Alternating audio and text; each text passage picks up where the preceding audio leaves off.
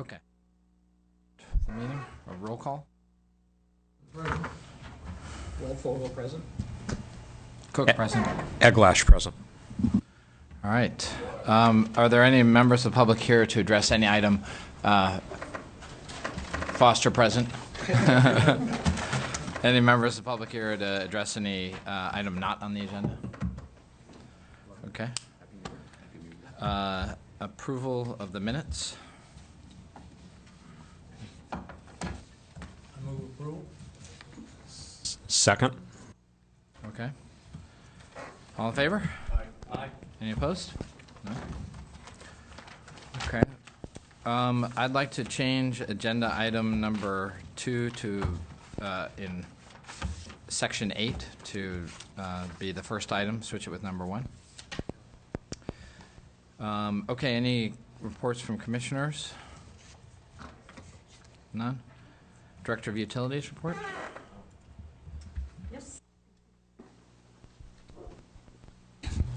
I do have a, whoa. Feedback.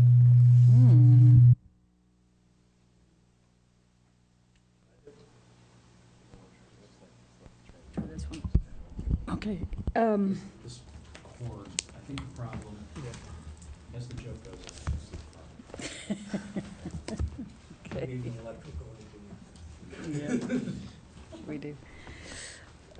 Yes, it's Jane Ratchey, Assistant Director of Resource Management, and I'm here in the place of Valerie Fong, Director, and so I'm reading these, her report on her behalf. I need my glasses. The first item, water supply conditions. Given the press coverage about how dry 2003 was, there is concern about the possibility of water shortages from San Francisco's regional water system. While the start to the year has been very dry, it is too early to make a determination about the water year as a whole. On average, a little more than half the precipitation in the Hetch Hetchy watershed falls during December, January, and February combined, with a few storms often making the difference between a dry and a wet year. Per the water supply agreement, San Francisco will issue an initial water supply availability estimate on February 1, an update on March 1, and a final estimate by April 15th. If there is a call for water rationing, the declaration will be made around April 15th. A second item is we've been receiving many high bill complaints this month. And so a few residents have been very concerned about their December and January utilities bill being surprisingly high. And there are two primary reasons for these higher bills. The first one is the weather. It has been extremely cold over the last couple of months, and that has driven up heating costs. Extremely dry weather has, for those who keep irrigating, driven up their water costs.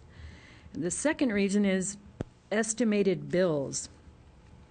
There are 104 meter reading routes that get read every month, and about 4% had to be estimated rather than directly read in November and December. Estimation is not common and only occurred due to a severe shortage of meter readers.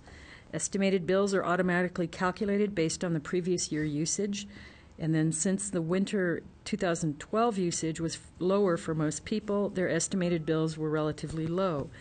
For these customers, a December or January bill included the difference between the estimated amount and the actual amount used in the previous month, along with their actual usage in the current month. So the difference between the estimated bills and the trued-up actual bill in the following month was fairly high for some of the residents. We realize that it's hard for people to tell when their bills are estimated rather than read, and we're looking into ways to explain in advance to people on estimated routes that their next bills may be higher. And I have a communications update, and this is kind of a general overview of our multi-prong outreach approach. In an effort to better reach different customer types, in 2013, staff made a concerted effort to broaden our repertoire of outreach venues. Some specific examples include video. In 2013, we expanded our video library dramatically, taking advantage of student interns as well as in-house talent and local professionals. Examples of new videos created range from our Man on the Street interview series and a carbon-neutral rap to a Great Race to Save Water documentary and the Pirate Call Before You Dig song. Then cable TV outreach. Since last summer, we've been running 30-second spots on various Comcast cable channels. I don't know if any of you have seen any of those.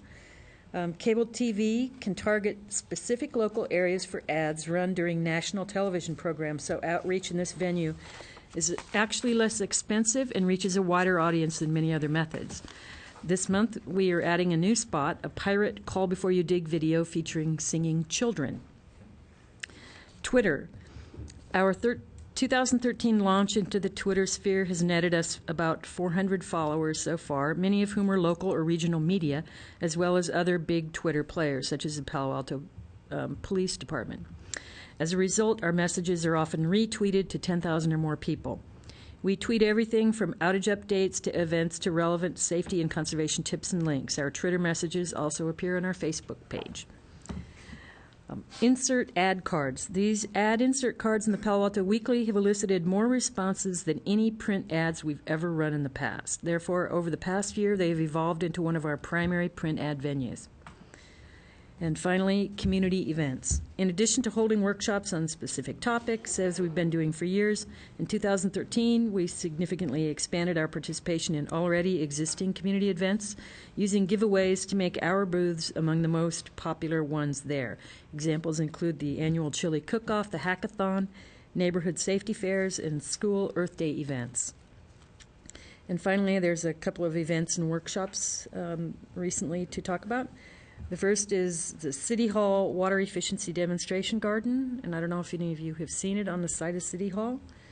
The old landscaping was removed and replaced. In December, the mayor spearheaded a ribbon-cutting ceremony to celebrate a new water-efficient demonstration garden on the Ramona side of City Hall. It took a village to make the garden a reality, as it was put together by various public and private organizations, including utilities and public works, along with volunteers from the community. The goal of the project is to demonstrate how beautiful water-efficient landscapes can be, so that residents will be encouraged to develop their own water and energy-efficient gardens. And finally, the free holiday LED light string exchange is an annual event to get energy-guzzling incandescent holiday light strings off the street and replaced with efficient LED strings. It was a huge success this year, with our stock of LED light strings being fully depleted by mid-December. This year, customers could exchange their lights at a local hardware store rather than coming to the third floor of City Hall, which may have helped. And that concludes the Utilities Director's report.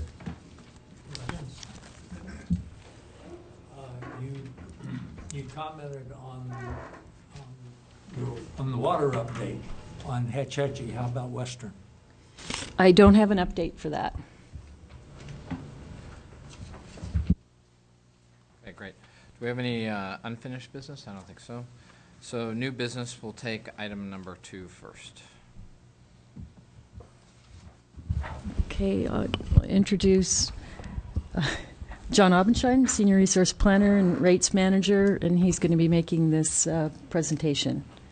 And you might want to first talk about what was in the report packet. Yeah, absolutely. Microphone working? There we go. Good evening, Commissioners. Jane mentioned I'm John Aubenschein, Senior Resource Planner and Rates Manager, and I'm here so I'm going to talk to you about 2 topics tonight. But first off, we're going to start off with the water utility benchmarking study. So, what you've received in your packet tonight is a copy of a 2010 benchmarking study that we did. In response to some questions about why Palo Alto's water rates were higher. Back last May, the Finance Committee requested that we come to them sometime, at a date to be determined, and also that we come and talk to you folks as well, and have sort of I think they termed it a deep dive on not only costs but also consumption. And so that's what we're here to talk about tonight. We're starting off with it's typically a staff presentation and then follow up with public comment? Yes. Okay. Great. So then I'll just kick it off. Now, this is a fairly long presentation, and I'm thinking, and I have it divided into 3 sections, and I'm thinking it's, of course, up to the commission, but it might make sense to just take some questions at the end of each section. So I'll let you know when I'm done. Okay, so I think I've given you some background already. The Finance Committee last May wanted us to dig a little bit deeper both into water consumption and water costs. And going back and listening to that discussion, it seemed like there were 3 questions being raised. The first off is Palo Alto's consumption per capita residential consumption, is that higher than other agencies? And if so, why? The next question had to do with price elasticity. It was, given that Palo Alto's rates are higher than neighboring agencies, why hasn't that done more to drive consumption down below what those other agencies' consumptions are? And then the last question was, why are Palo Alto's rates higher than its comparison cities? And also, there's another question there that is, if Palo Alto's consumption is so much higher, one would expect, since you're spreading the same costs over more units sold, why then are the rates still higher?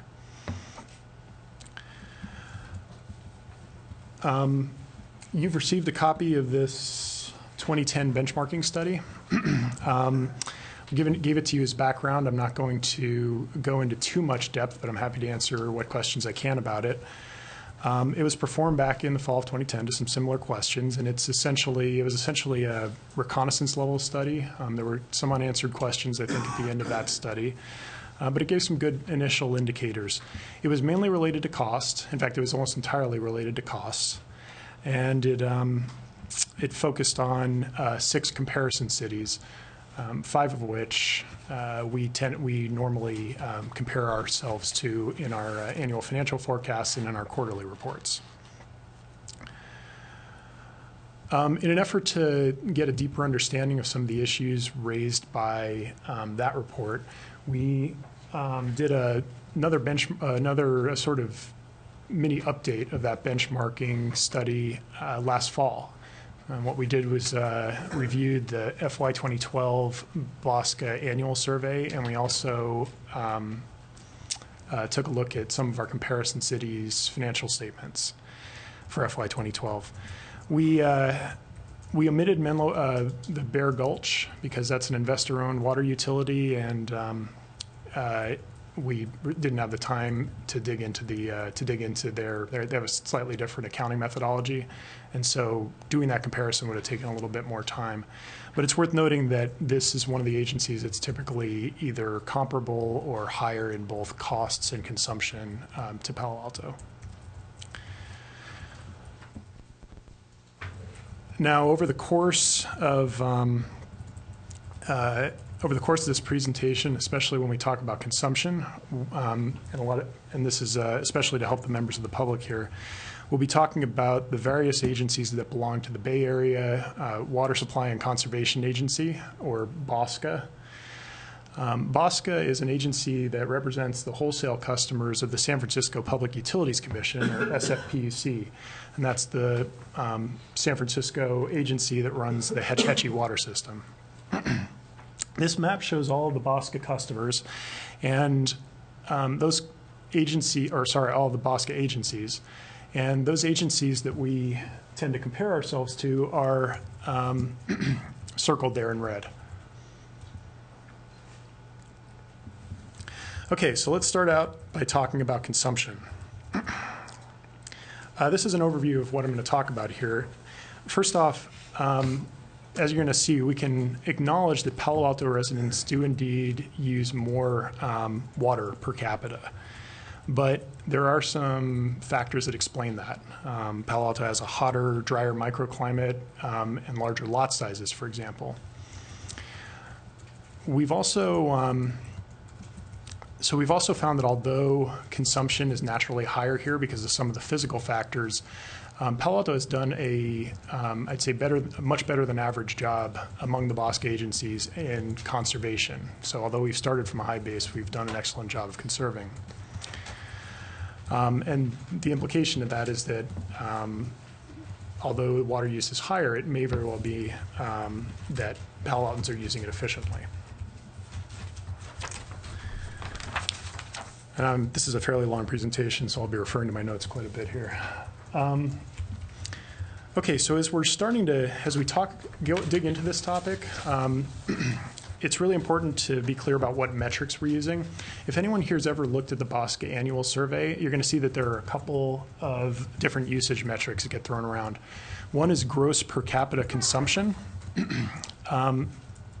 This is the total sales for the agency divided by the population served. And it includes both commercial and residential consumption. It's what's used in the state's 20 by 2020 goals, which is the mandate that water agencies reduce their consumption by 20% over a defined benchmark by 2020. But for benchmarking, it's not a great metric because it includes that commercial consumption. And so different agencies who serve different sets of commercial customers are going to have different levels of gross per capita consumption. If you really want to find out what's going on with residential use, you really need to look at residential per capita consumption. And these next two charts are going to demonstrate the differences. This is a chart from the BOSCA annual survey. It shows gross per capita consumption. The average for all of the BOSCA agencies is there in white. Palo Alto is in green, and our comparison agencies are orange. You can see Palo Alto is quite a bit above the average. And I apologize for how blurry this chart is. It's lifted directly from the 2012 report. So, and now here you see residential per capita consumption. You can see the range of, you see the Palo Alto is actually a lot closer to other agencies, although it is still one of the highest agencies as far as residential per capita consumption. Okay, so like I've said, residential per capita consumption is higher, and I've mentioned some explanatory factors: weather, lot size, and income. This chart shows Palo Alto compared to all of the BOSCA agencies plus San Francisco on a few different measures.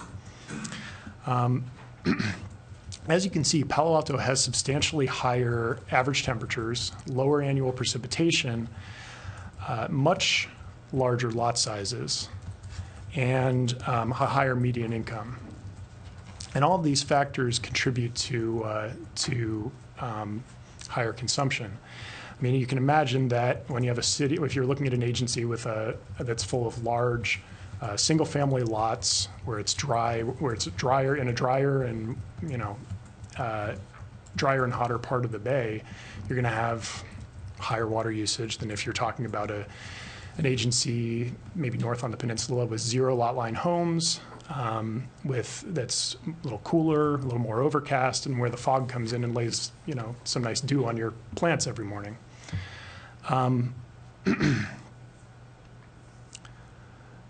Just one note on this data, you might be asking yourselves why we used BOSCA agencies plus San Francisco as opposed to, say, the BOSCA agencies or just our comparison agencies. And this data actually comes from a study that was done recently as part of a reservoir licensing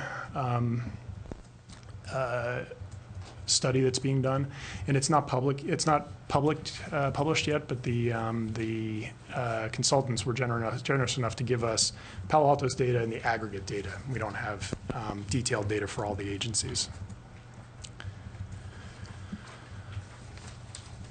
Okay, so we can explain some of the reasons why Palo Altans use more water, but the next question is whether they're using water efficiently.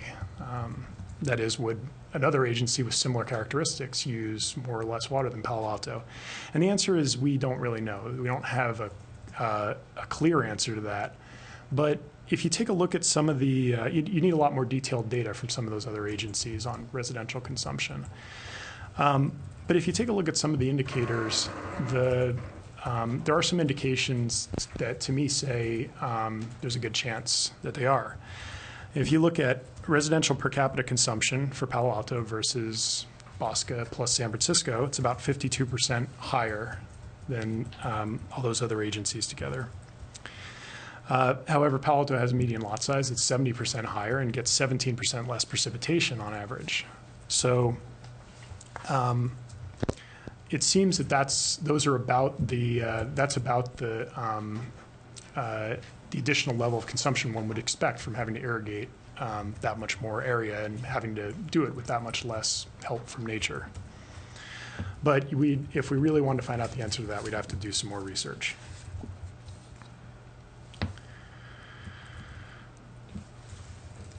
Okay, so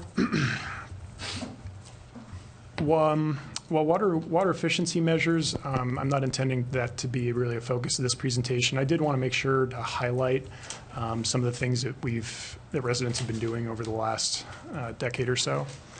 This slide, and now we're jumping over to gross per capita consumption for a moment, but I think this slide is a really good one in how it demonstrates the city's efforts with respect to achieving a 20%, the state's 20 by 2020 goals.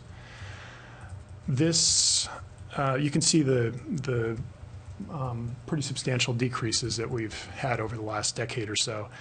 Now, this chart is from the 2010 Urban Water Management Plan. We don't have an updated version, unfortunately, and some of the increases that were projected for 2011, 2012, and 2013 have not materialized, so we're doing actually even better than you can see on this chart.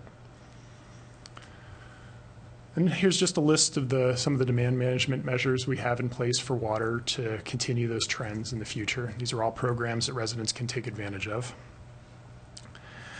And here are some of the results that we're hoping to achieve with these demand management measures. One note about this chart, you might, if you take a look at 2020, you're not going to see a 20% reduction. That's because this chart shows the reduction over 2010 consumption rather than 2020, or rather than the baseline that's defined by the 20 by 2020 goals. And this, now we're coming back to residential per capita consumption, shows how much our Palo Alto's residential per capita consumption has decreased over the last decade as compared to the average for all the other Bosque agencies. You can see Palo Alto's residential consumption decreased by 28% as compared to, what do we have there, 19% for the rest of the Bosque agencies.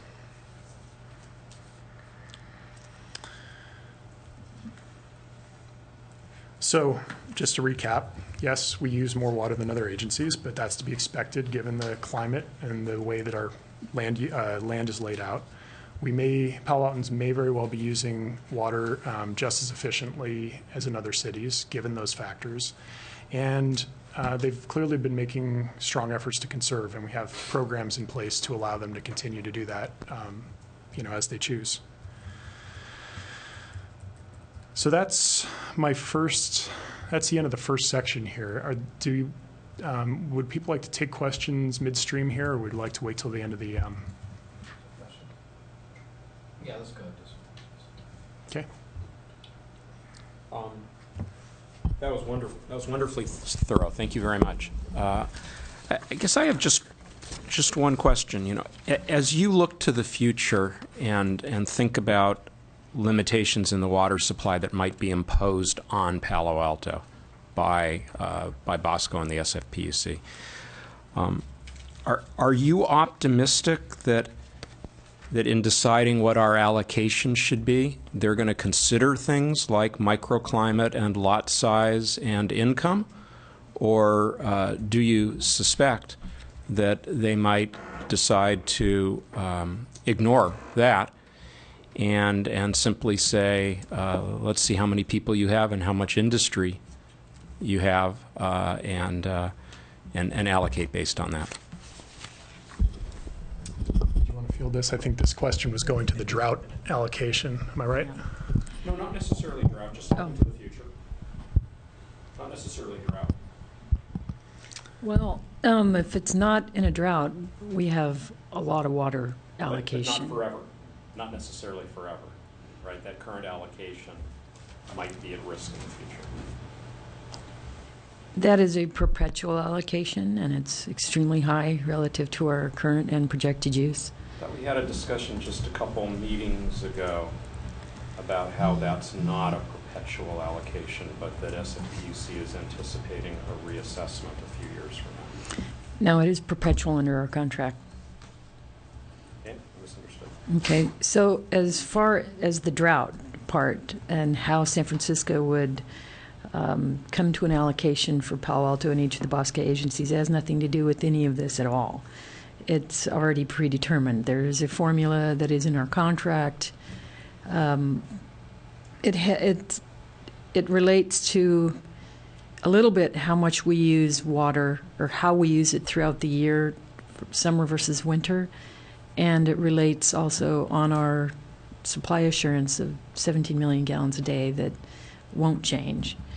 There are three pieces, and two of them don't change. And so it really almost doesn't matter much what we do now or how we use water.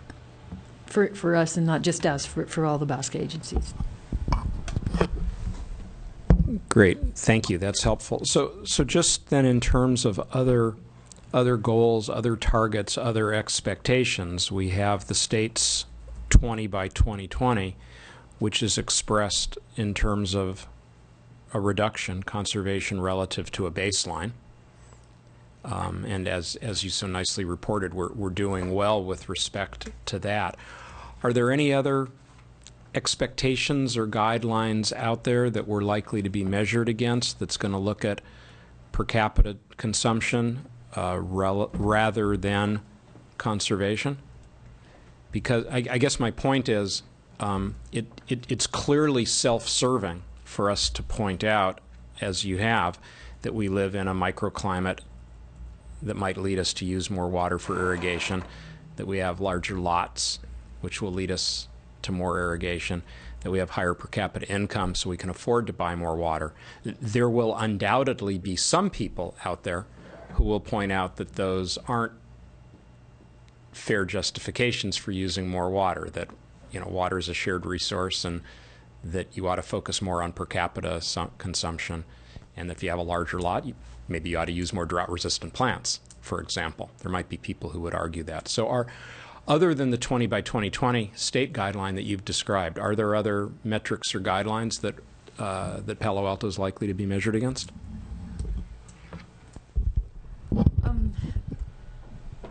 The only ones I know of are the best management practices that are sort of voluntary, but if you want to ever get state money for any project to do anything, they're kind of not voluntary. And we comply with those, so that's not an issue. But I'm not aware of any other metrics. I mean, this Bosque survey is done every year, and every year they come up with that chart that is that metric that does show us looking bad from the, that per capita perspective. Thank you. Almost. Any other questions?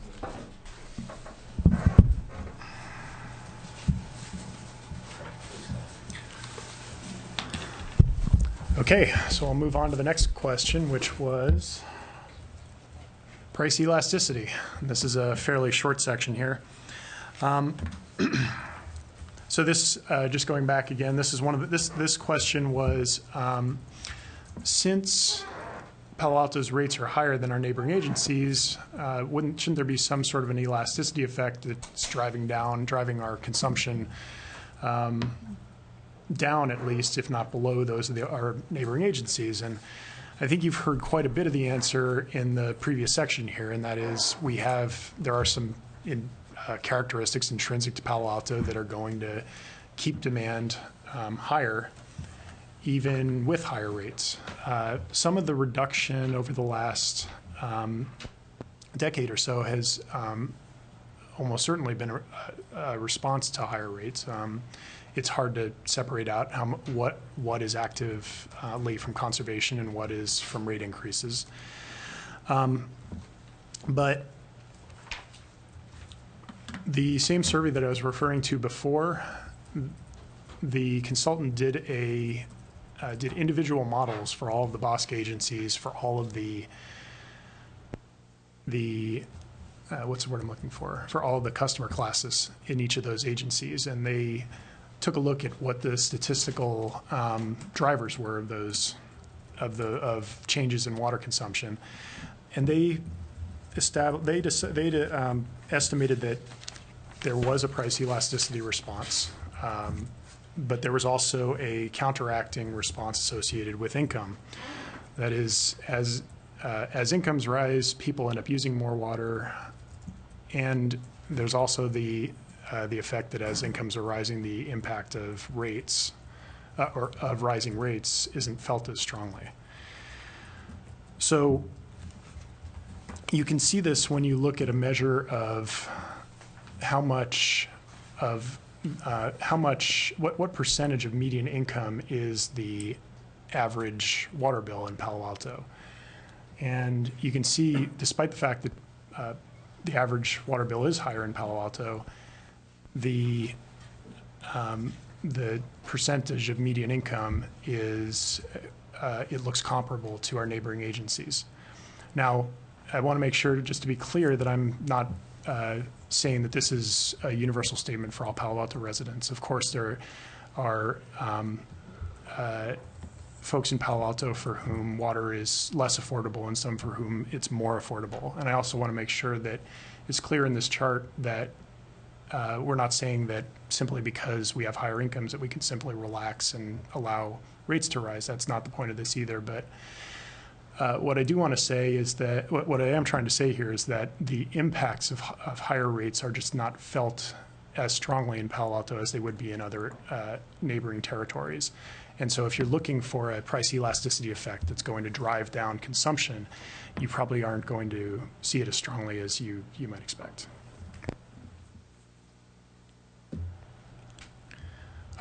So that's all I have on elasticity. Does anyone have any questions on that section? I remember back in 2010 when we discussed the initial report that is the basis for all of this.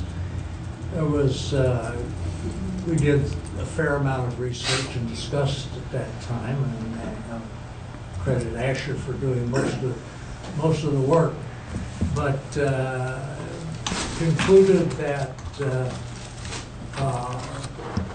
price elasticity for basic water usage was essentially zero.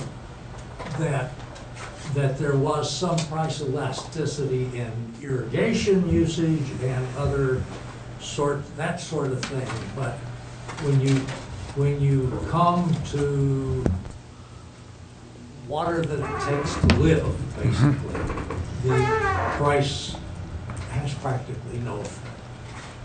Am I remembering that correctly? That's more or less correct. I mean, the strongest correlation that we found then in the literature was -0.1 price elasticity, and that it's the higher, and it also confirms this, that the higher the household income, the lower the effects of pricing usage. And I think the point to remember in that is that you know, our customers who are concerned about why our water bills and water rates are higher, is the effect of rate just doesn't affect things very much. It's nearly all on the consumption side, the volume side. So I think there are some good questions about that you entered in your introduction about how come our rates are so high when our volumes are high and you spread the cost over more volume. But that's a whole different discussion than what we're talking about here. So I think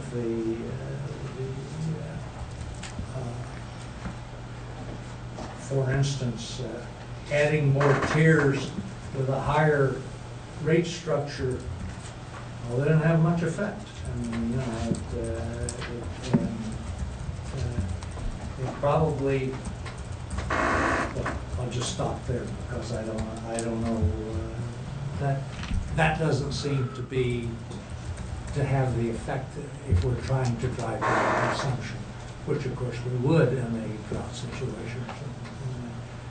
That's probably not going to be the way we'll do it. Any other comments or questions at this point? Okay. Thanks. Okay. And I do think that is a good thing to keep in mind, that basic needs consumption. Let's see. So moving on to the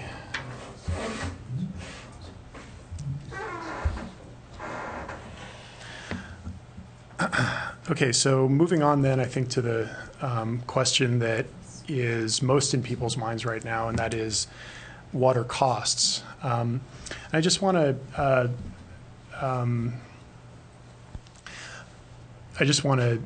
say, just I think for the members of the public, that tonight we're not planning to talk about water rate design or any changes in rates or anything along those lines.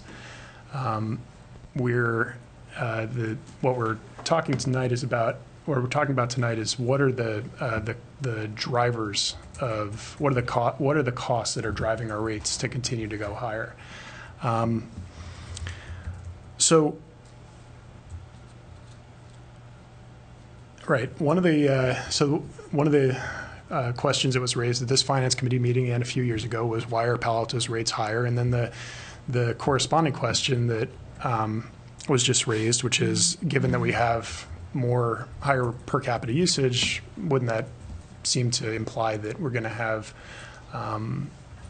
more sales units to spread those same costs over, and so shouldn't the rates be lower? And what you're going to see here over the course of this discussion is that some of the same factors that drive that residential consumption higher, the fact that we have larger lots and are more spread out, end up driving our costs even higher than they drive consumption. John, one suggestion for you as you carry this presentation forward is, I love the simplicity of this chart, but if you change the numerator of this to be supply plus distribution plus O&M, or sort of take the top three categories, that starts to eliminate this question, because my colleague had the great foresight to bring the operating budget. And if you just look at the budget, you see the answer to this question. But I'll let you finish. Okay.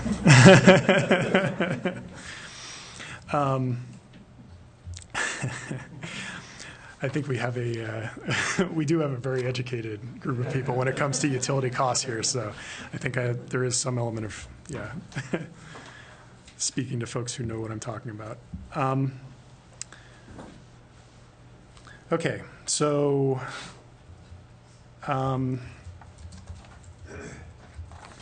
let's see, where are we here? Give me a moment. Okay, so we have this is where we come back to the 2010 benchmarking study. Some of you folks may have reviewed it. I think some of you probably were even part of the discussion when we actually reviewed it in the first place. Those study conclusions, that study found a variety of reasons for Palo Alto's higher rates. They found that Palo Alto had older facilities, lower economies of scale, and a service territory with characteristics that led to higher costs, more spread out, hillier terrain. At the same time, they did find that Palo Alto provides a higher quality of service, fewer service complaints than other agencies that were surveyed. And also that there are some other aspects of operations that end up affecting competitiveness, and namely the fact that Palo Alto rents rather than owns the land for its facilities. And some of those reservoirs do take quite a bit of land. And with respect to Santa Clara, supply costs are higher. So this last fall, we went and did a review to validate and update some of these findings. And just like the 2010 survey had some caveats, it was a reconnaissance level survey. This survey also has some caveats. It was a snapshot. We reviewed FY 2012 financial statements, and so any one-time costs that were thrown in there would throw off some of these indicators. And we also have to be conscious of the fact that different agencies have different ways of accounting and accounting for their costs and organizing themselves. And so sometimes it's difficult to tease out how those are showing up in the financial statements, and that can make it difficult sometimes to make an apples-to-apples comparison. But I think we have gotten some really good insights from this exercise, and I'll talk to you about where the limitations are as we go through it. One of the first things that the 2012 benchmarking made clear, and I think the 2010 did as well, is that the usual rate comparisons don't necessarily tell the whole story. You can't just look at one consumption level for one group of customers and expect to be able to make a clear statement about which agency has the higher costs. So we discovered some cost allocation, some aspects of cost allocation with some of the other agencies that that make it clear that actually Palo Alto, for some classes of customers, is not even the highest cost of our comparison cities.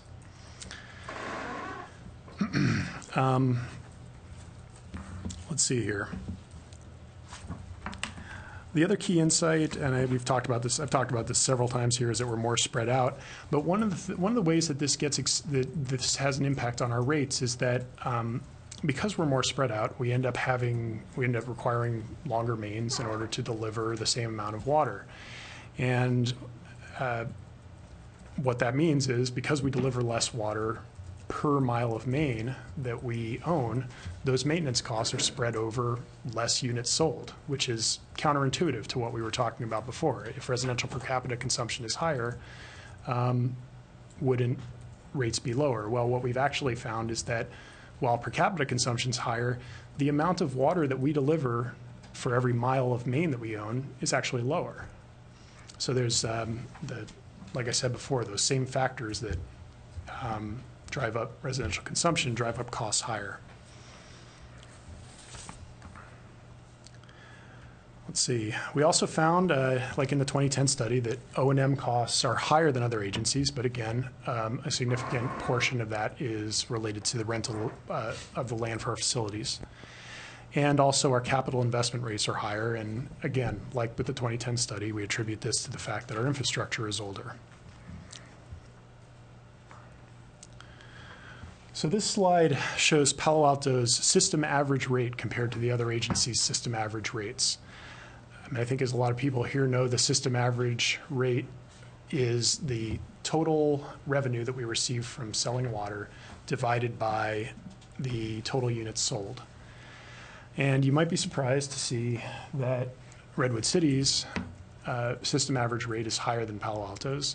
Hayward's is comparable. And if we were to include Cal Water Bear Gulch on here, I think we would see a higher system average rate there as well. I'll show you in the next few slides why cost allocation ends up making a difference here, and why it looks, when we look at when we compare high consumption residential customer bills against other agencies, we end up looking like the highest cost agency. Now, in addition to the system average rate, we also calculated the system average cost for 3 different categories. And we have supply, and the system average cost, it's the same as the system average rate. It's all of the costs in that category divided by the total number of units sold. And it's essentially going to tell you what's underlying those rates. So we had supply cost, which is the actual cost of the water that we bring into the city to serve our customers. Operations and maintenance cost, which include, and then capital investment cost, or CIP cost. Now, operations and maintenance includes everything that is not CIP, or it's not capital investment or commodity or actual water purchases. So that includes everything from customer service to IT infrastructure to actual field crews going out there and maintaining the system.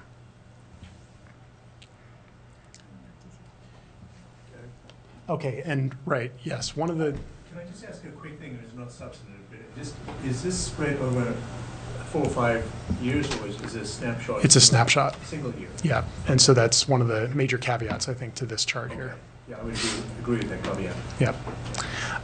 But one of the things that I think it's worth noticing here is is that the system average costs are higher than the system average rates, and that's not because people are running losses. It's actually because most agencies have fee revenue associated with certain aspects of the operations. So, for example, if we go out, if somebody wants to tear down and rebuild a house, and we need to replace their water service with a larger water service, they would pay a fee to reimburse us for that activity. So those fees are not shown in this chart. The revenue from those fees is not shown in this chart.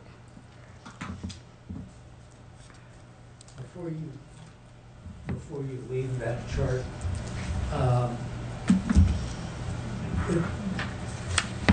in gross, the first four cities are within reasonable of each other. Santa Clara is a real outlier. Now, I understand the water cost. They get their water from a different source than the other four. But in every category, their cost structure, O&M, CapEx, is lower than everybody else's. And what's the explanation for that?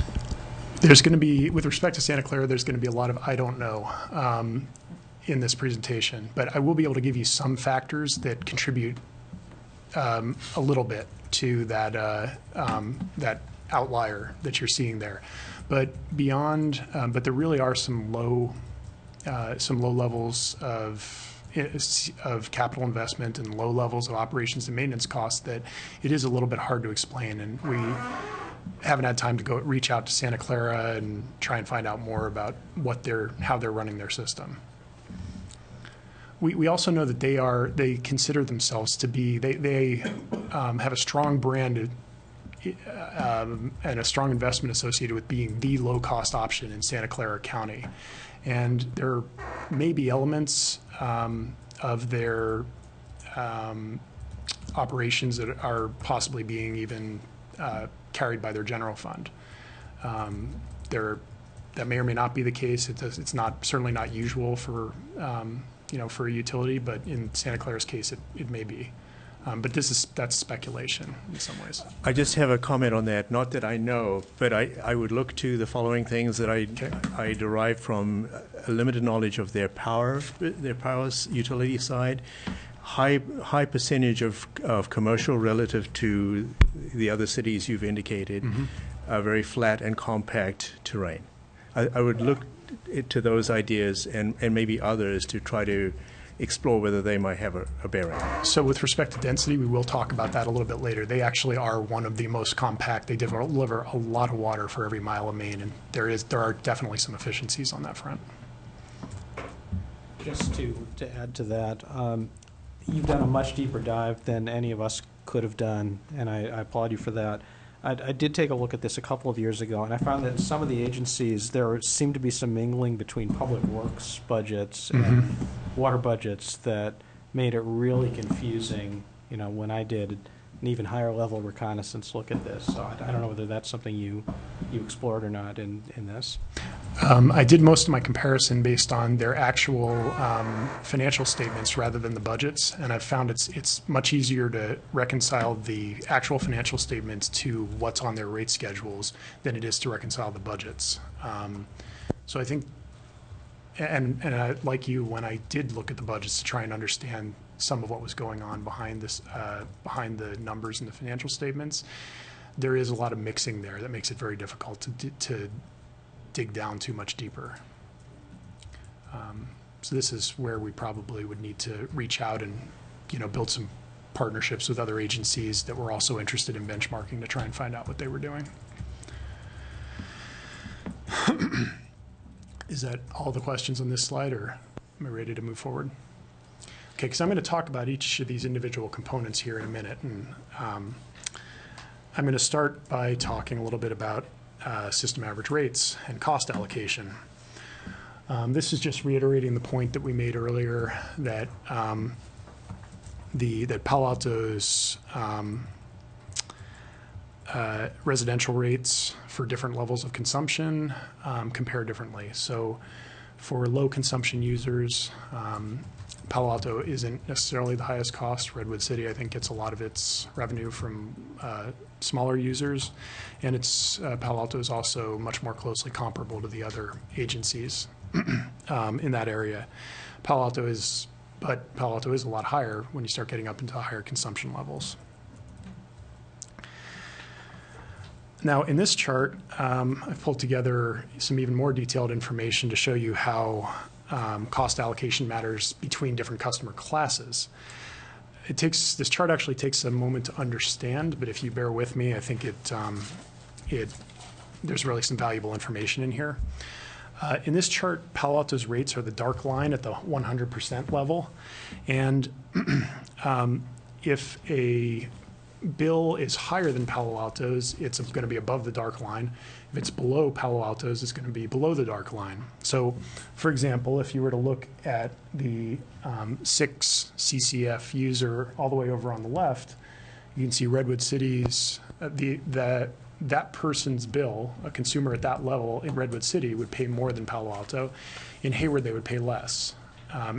So in Redwood City, they pay about 15% of Palo Alto. And in Hayward, they pay about 80% of what a Palo Alto consumer would pay. Is that clear? Does anyone have questions on that? Okay. So you mentioned a couple slides ago that different agencies allocate costs differently, and that although our residential rates are higher than many other agencies, our system average rates are comparable. I took that, and you said something about insights in the cost allocation area. So I took all that to mean that you've discovered that we're allocating relatively less of our costs to commercial users and relatively more to residential users relative to the other comparison agencies. But if I look at this chart, I don't see evidence to support that. So I can speak to that. I think one of the things that I probably should have said earlier is that there is no one blanket statement that we can make about why Palo Alto's costs are higher than comparison agencies. You look at every single other agency, and our costs are different for different reasons. With respect to Redwood City and Hayward, there are some allocation. Their allocation does play a factor. So if you look at Redwood City, for example, Redwood City has a higher system average rate, okay? And for the 9 CCF and 13 CCF users, which is the range where we often benchmark ourselves, they're lower. But they do have higher allocations to commercial users and also to small residential users. Now, Hayward, you can also see the disparities in allocation for Hayward. That doesn't tell the entire story. Hayward also has a set of outside Hayward and inside Hayward rates that I think are shown in the 2010 benchmarking and are not shown here. All of those rates are higher than Palo Alto's. So again, there is something going on with allocation with Hayward that changes, that means that you really have to look at all bill comparisons for a whole variety of customers before you can get the entire story. So that's the only point that I was trying to make with respect to these two agencies. If you look at Mountain View or you look at Santa Clara, you're going to find that bills for all customer classes are below Palo Alto's. Does that help? This strikes me as an awfully important topic that's going to come back and be one of the central topics the next time we do rate design. Are we allocating costs and setting rates correctly between commercial users as a class and residential users as a class?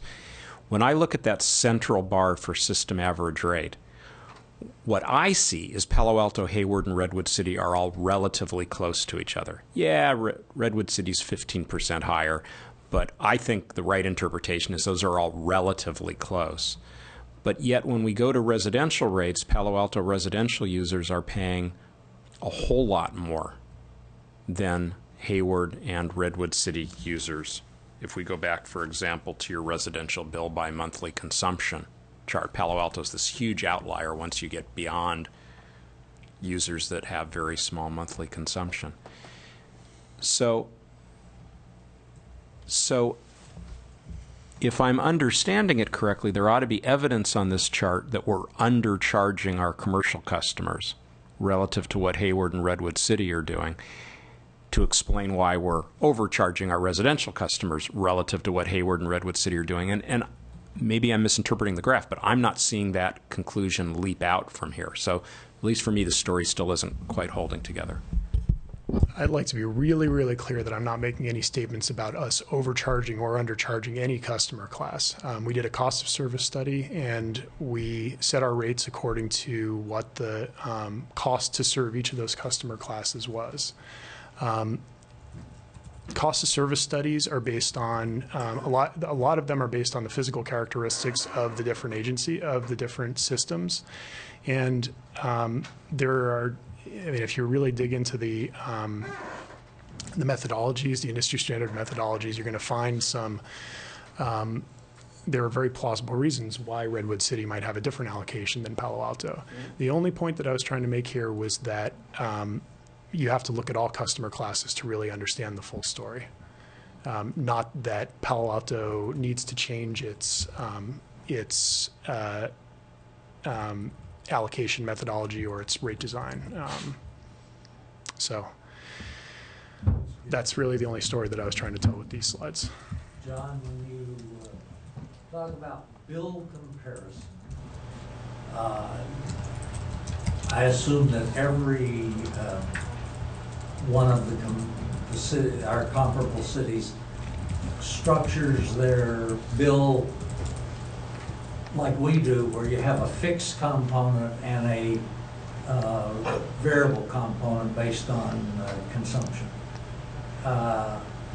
So when you say bill comparison, does that include the fixed?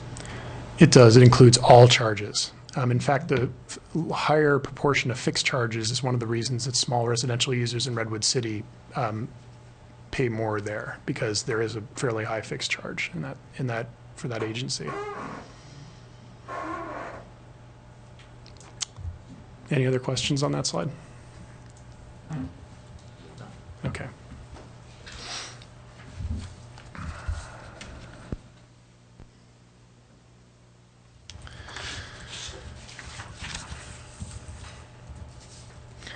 Okay, so let's move on to system average costs. This chart shows the three cost components that we analyzed, the ones that I discussed earlier. The most important thing I think to take away from this chart here is just to remember that operations and maintenance and supply are the largest components of our water costs. The three mini charts over around the edges show how Palo Alto compares on each of these system average cost measures to our neighboring agencies. So you can see we're one of the highest in operations and maintenance, comparable, of course, in supply to everybody but Santa Clara, and then we have one of the highest rates of investment in our system, and we'll talk about why that is later. Not much to say on this chart here. This just reemphasizes what I was just saying about supply, that we really are comparable to everybody but Santa Clara. And this shows why Santa Clara's costs are lower. It's because their primary source of water supply is groundwater. Okay, so now before we move on to operations and maintenance and capital investment, I want to talk about this concept that I've been talking about, the number of CCF, or the amount of water delivered per mile of main, and I'm calling that pipeline utilization. As you can imagine, it costs a certain amount. There's going to be some variation, but for the most part, you're going to have to spend a certain amount on operations and maintenance for every mile of main that you have. And you're going to have to invest a certain amount in the system. If you are able to deliver more water through those same mains, you're going to be able to. Just what year is this based on? FY 2012. Does that have a big emergency supply chain component built into the O&M expense? It doesn't. That was one of the actually convenient things as far as benchmarking is that project was mostly financed by debt, and so it's not showing it ends up netting out in the financial statement. So here you can see the impact of that. So the O&M expense per mile of water main is shown up on the top, and then you can see the same measure on a per CCF basis on the bottom. And you can see how similar O&M costs are when you compare them on a per mile basis, and then how they start to diverge on a per CCF basis. And the reason for that is pipeline utilization. You can see our lowest cost neighboring cities, Mountain View and Santa Clara, end up delivering a lot more water per mile of main. And this was what Commissioner Hall was referring to earlier. I think this is the effect of being more densely populated and also having more commercial customers as well. Just one other sub-question is, how does altitude gain play into this? And do we have to pump water out? Yeah. 1,500 feet? So as the 2010 benchmarking survey talked about that a bit. If you, let's see, I think I bookmarked the page. If you go to, let's see here. I think I'm going to have to get back to you later on that one, but it's in here. They talk about the size of the different pressure zones and how much pumping each individual agency has to do and how that affects costs. And Palo Alto is in the highest range. How much electricity that we spend to pump the water uphill? It would be. I don't have that information off the top of my head, unfortunately. First order bit. Yeah. Okay.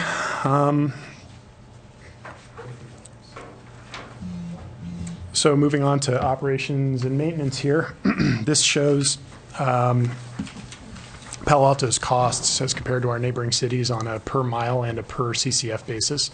You can see where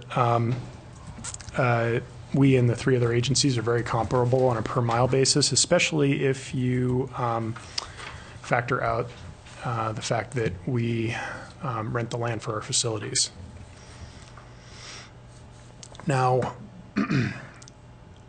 when I tried to dig a little bit deeper on the reasons for varying operations and maintenance costs, I ran into some of the limitations of the financial statements. So this shows my best attempt at breaking this down, and you can see there are some really wide variations in things like salaries and benefits and other operations and maintenance costs, and interest expense. I think is one of the clearest measures of comparison, but also just a relatively small factor. In order to really be able to figure out what's going on with operations and maintenance, we would have to dig a little bit deeper and talk to some of these other agencies and understand how they're structuring their operations. So no clear answers on operations and maintenance. So just to build on a prior question, in this chart, I know you haven't analyzed it. I know you haven't analyzed it on the chart 36, but my guess is that energy pumping costs are quite a significant part of that. I imagine it would be under other O&M somewhere. When I've been reviewing the water utilities costs, I guess I'm not really prepared to speak to that tonight, but I've never seen that as one of the most significant contributors. I think we'd have to dig a little bit deeper, but I don't remember seeing that as really an incredibly large expense. All right. Generally, when you're dealing with huge pumping costs, I mean, you're talking about the Central Valley project, or especially the State Water project over to Hatchbees, or wastewater, right? Yeah.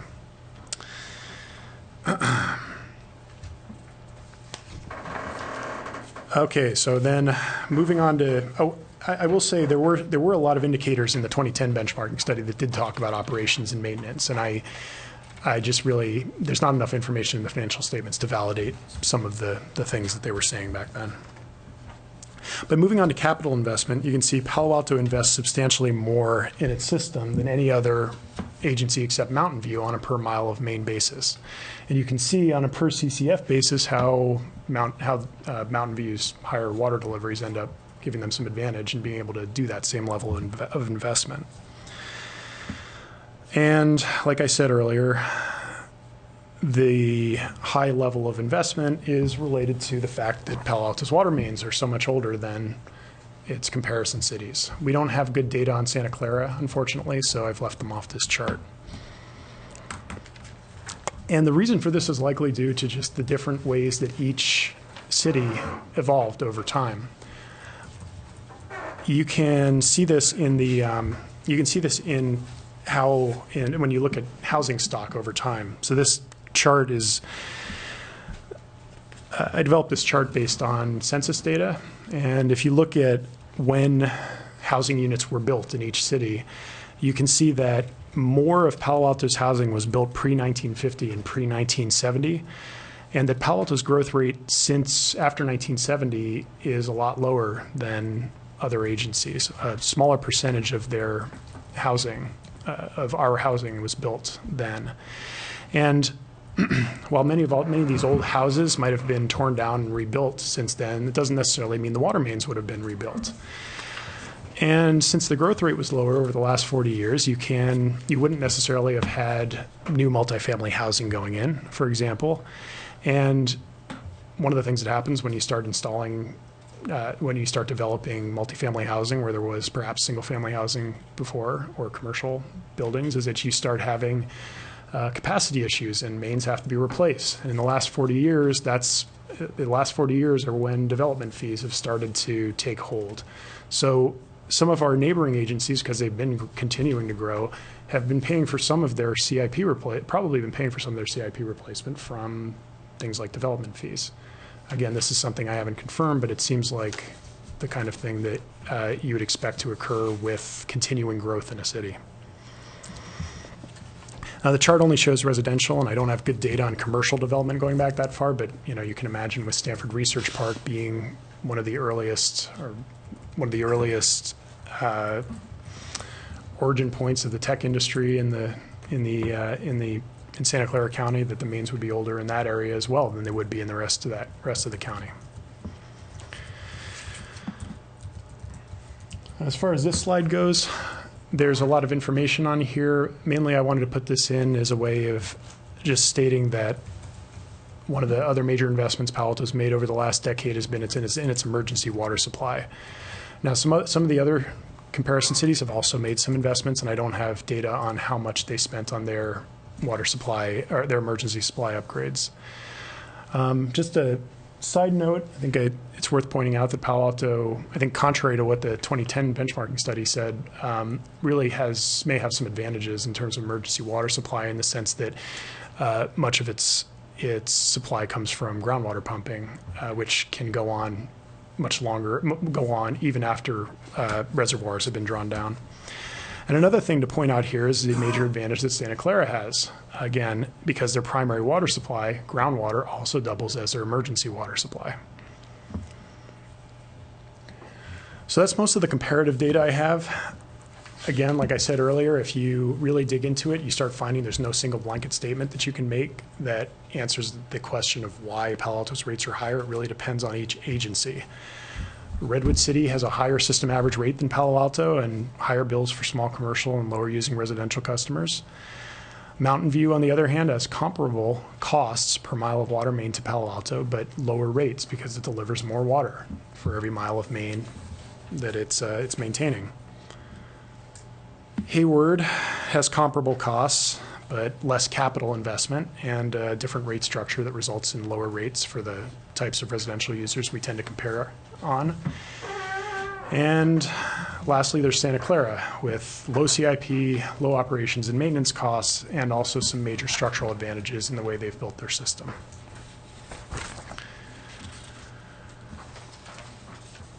I think one of the obvious questions after making a deep dive like this is, what do we do with all of this information? What's the next step? And it's going to take us some time, I think, to digest. I mean, we're going to have to digest some of this information, but some of the things that we're going to be doing over the next year, first off, is we'll be bringing you back the integrated resource plan, discussing different supply alternatives. I know that's something that that we've been planning to do for a while. Also, we're coming to the end of our 1993 main replacement program. We started a 20-year accelerated water main replacement program back in 1993. We're coming towards the end of that. We're finishing up the last projects that we plan to complete. And we still need to continue investing in our system, but as I understand it, our engineering division over the next year is planning to look at what that future rate of investment should be, what that future level should be.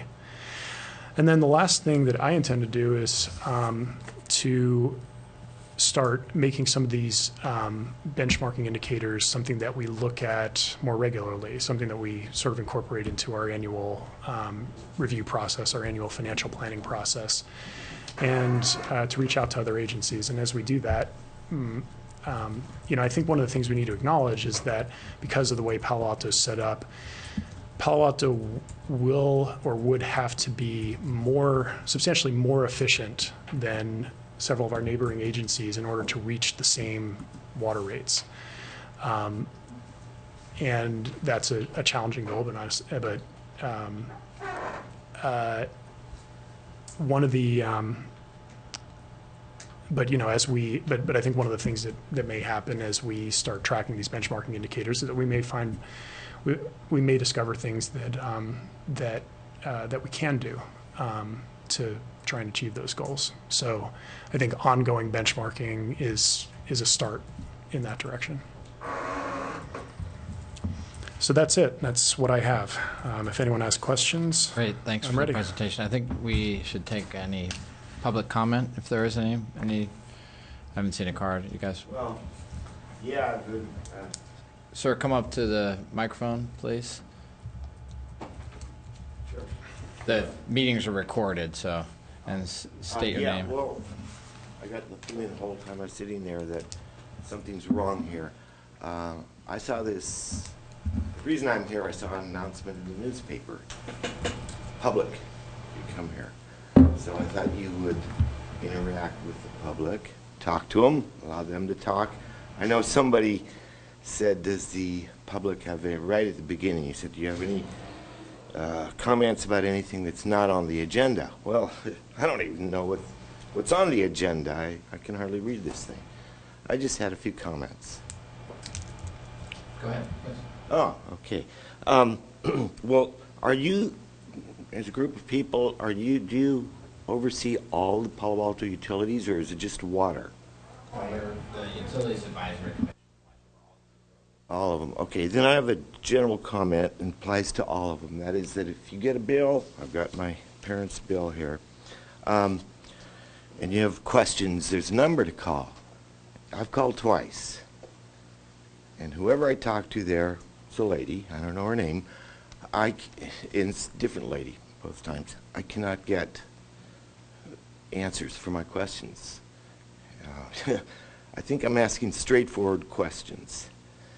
Today, for instance, I called the second time and I was asking about the rates for gas specifically, and this lady told me that the way it's based is that you have tiers, and I think she said you have based on, first she said 2 therms per day, and then she said, well, but in the winter you have different rates, and 20 therms per day.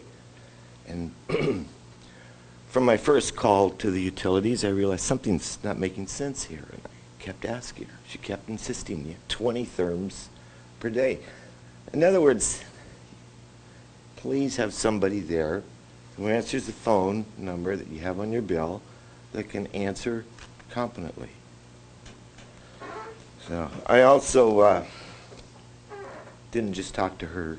The first time I called, I got somebody told me to call the meter shop. I don't know what the meter shop is, but the top person's down there, and I got to talk to him, and I asked him my first question, why are Palo Alto's water rates so high? And he said, well, we've got to maintain the pipes too. And I said, yeah, okay. Every water company in this world has to maintain their pipes. Why are Palo Alto's water rates so high? Couldn't explain it. So that's why I came here, and I thought I'd hear something, and you guys are, it looks like you're having your normal meeting, and we're just on the side looking in. And I did have a few suggestions. One of them I found out today is that tiered rates. Okay, you have, for water, there's two-tiered, or one tier, I guess. It goes to 6. And that tier is the same during the summer or winter. Well, water consumption changes drastically between summer and winter.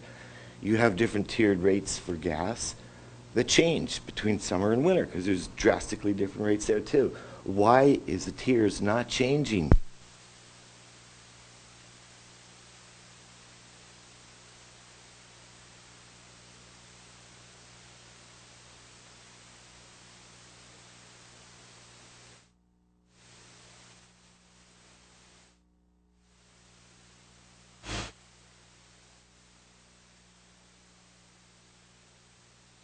Thank you very much.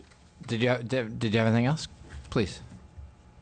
Well, yeah, if you put an announcement in the newspaper, you know, the public's invited to take part in this discussion. Apparently you've had complaints.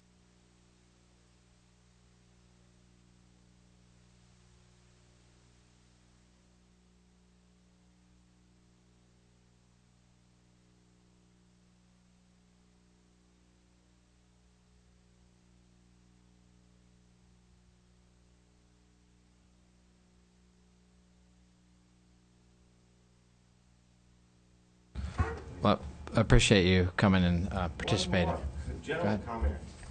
I started looking at the water rates because I'm taking care of my parents' property. They're old. They're on fixed income. It's not probably what the average Palo Alto income is. So I try to adjust. I looked at their utility bill. Holy smokes, water, 90-some bucks. They have cactus in the front yard, 100% cactus. They have a little tiny back lawn. I did save them a little. I adjusted the sprinkler to go on every second day instead of every day. The timing of it too. Still, you know, they're doing the best they can. It's not fair. It's just not fair. So that's when I called Palo Alto and found out they're being charged $7.50, somewhere around there, per CCF. Well, my girlfriend lives in Contra Costa County. I think they're paying $2.50. One-third the price. I know not too long ago, San Jose was paying $2.50 or somewhere around there. So you got all these reasons you had here. Some of them make a difference. I don't know. It seems to me these other communities have roughly the same density as Palo Alto. They have a few hills like Palo Alto's got. So I don't see much difference. 3 times the cost. I think Palo Alto's doing something wrong. There's a general look at the subject here. Okay, because you can't answer, I'm going to go. Thanks very much. Thank you for coming. We can speak. We can. Yeah, sir. So.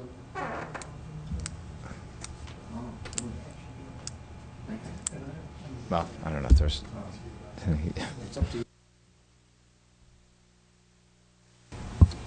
That's right. Anyone else? Okay.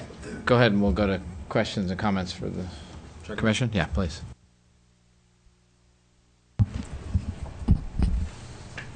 Thank you for the study and the presentation, John. So if I understand where we're at, you're going to the Finance Committee next month with a similar presentation.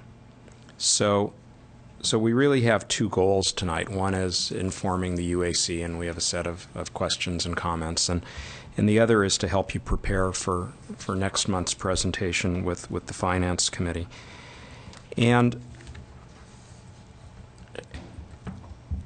my sense is that the presentation is not where you want it to be.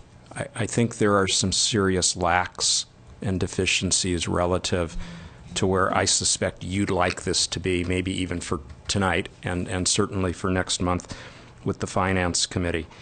And let me just take a moment to share with you what some of my concerns are. And first of all, the complete absence of a report is very disappointing. The fact that all we got was a one-pager with the 2010 report stapled to it, so all we have is a set of PowerPoint slides. No narrative, nothing we can study in advance, just PowerPoint slides that were here when we arrived. A formal report would be really helpful for something like this. Most of my other comments are minor details, but in aggregate, they lead to at least me feeling really dissatisfied with what we've just gone through. So let me mention a couple briefly just to make my point clear. A number of your comments tonight made the point that we really don't have comparable cities. Well, if we're not currently being compared with comparable cities because there are differences between Palo Alto and the cities we're comparing with, let's go find some comparable cities. I mean, Atherton has big lots, Los Altos has big lots, and Los Altos Hills has big lots and hills. Los Altos probably has some lot sizes similar to Palo Alto. So if the cities aren't comparable, let's go find comparable cities. As my earlier comment indicated, you said some things that suggested that the allocation of costs and rates between residential and commercial were fundamental, but we had very few slides that actually showed quantitatively how are we dividing costs and how are we dividing rates between residential and commercial users. I actually think most of what you presented tonight was actually highly qualitative, not quantitative. I think there was a lot of data and a lot of numbers, but then ultimately when it came time to draw conclusions based on those numbers, in most cases you then reverted back to a qualitative conclusion. We're different for these reasons, but you didn't tell us how different, and you didn't tell us quantitatively why we're different.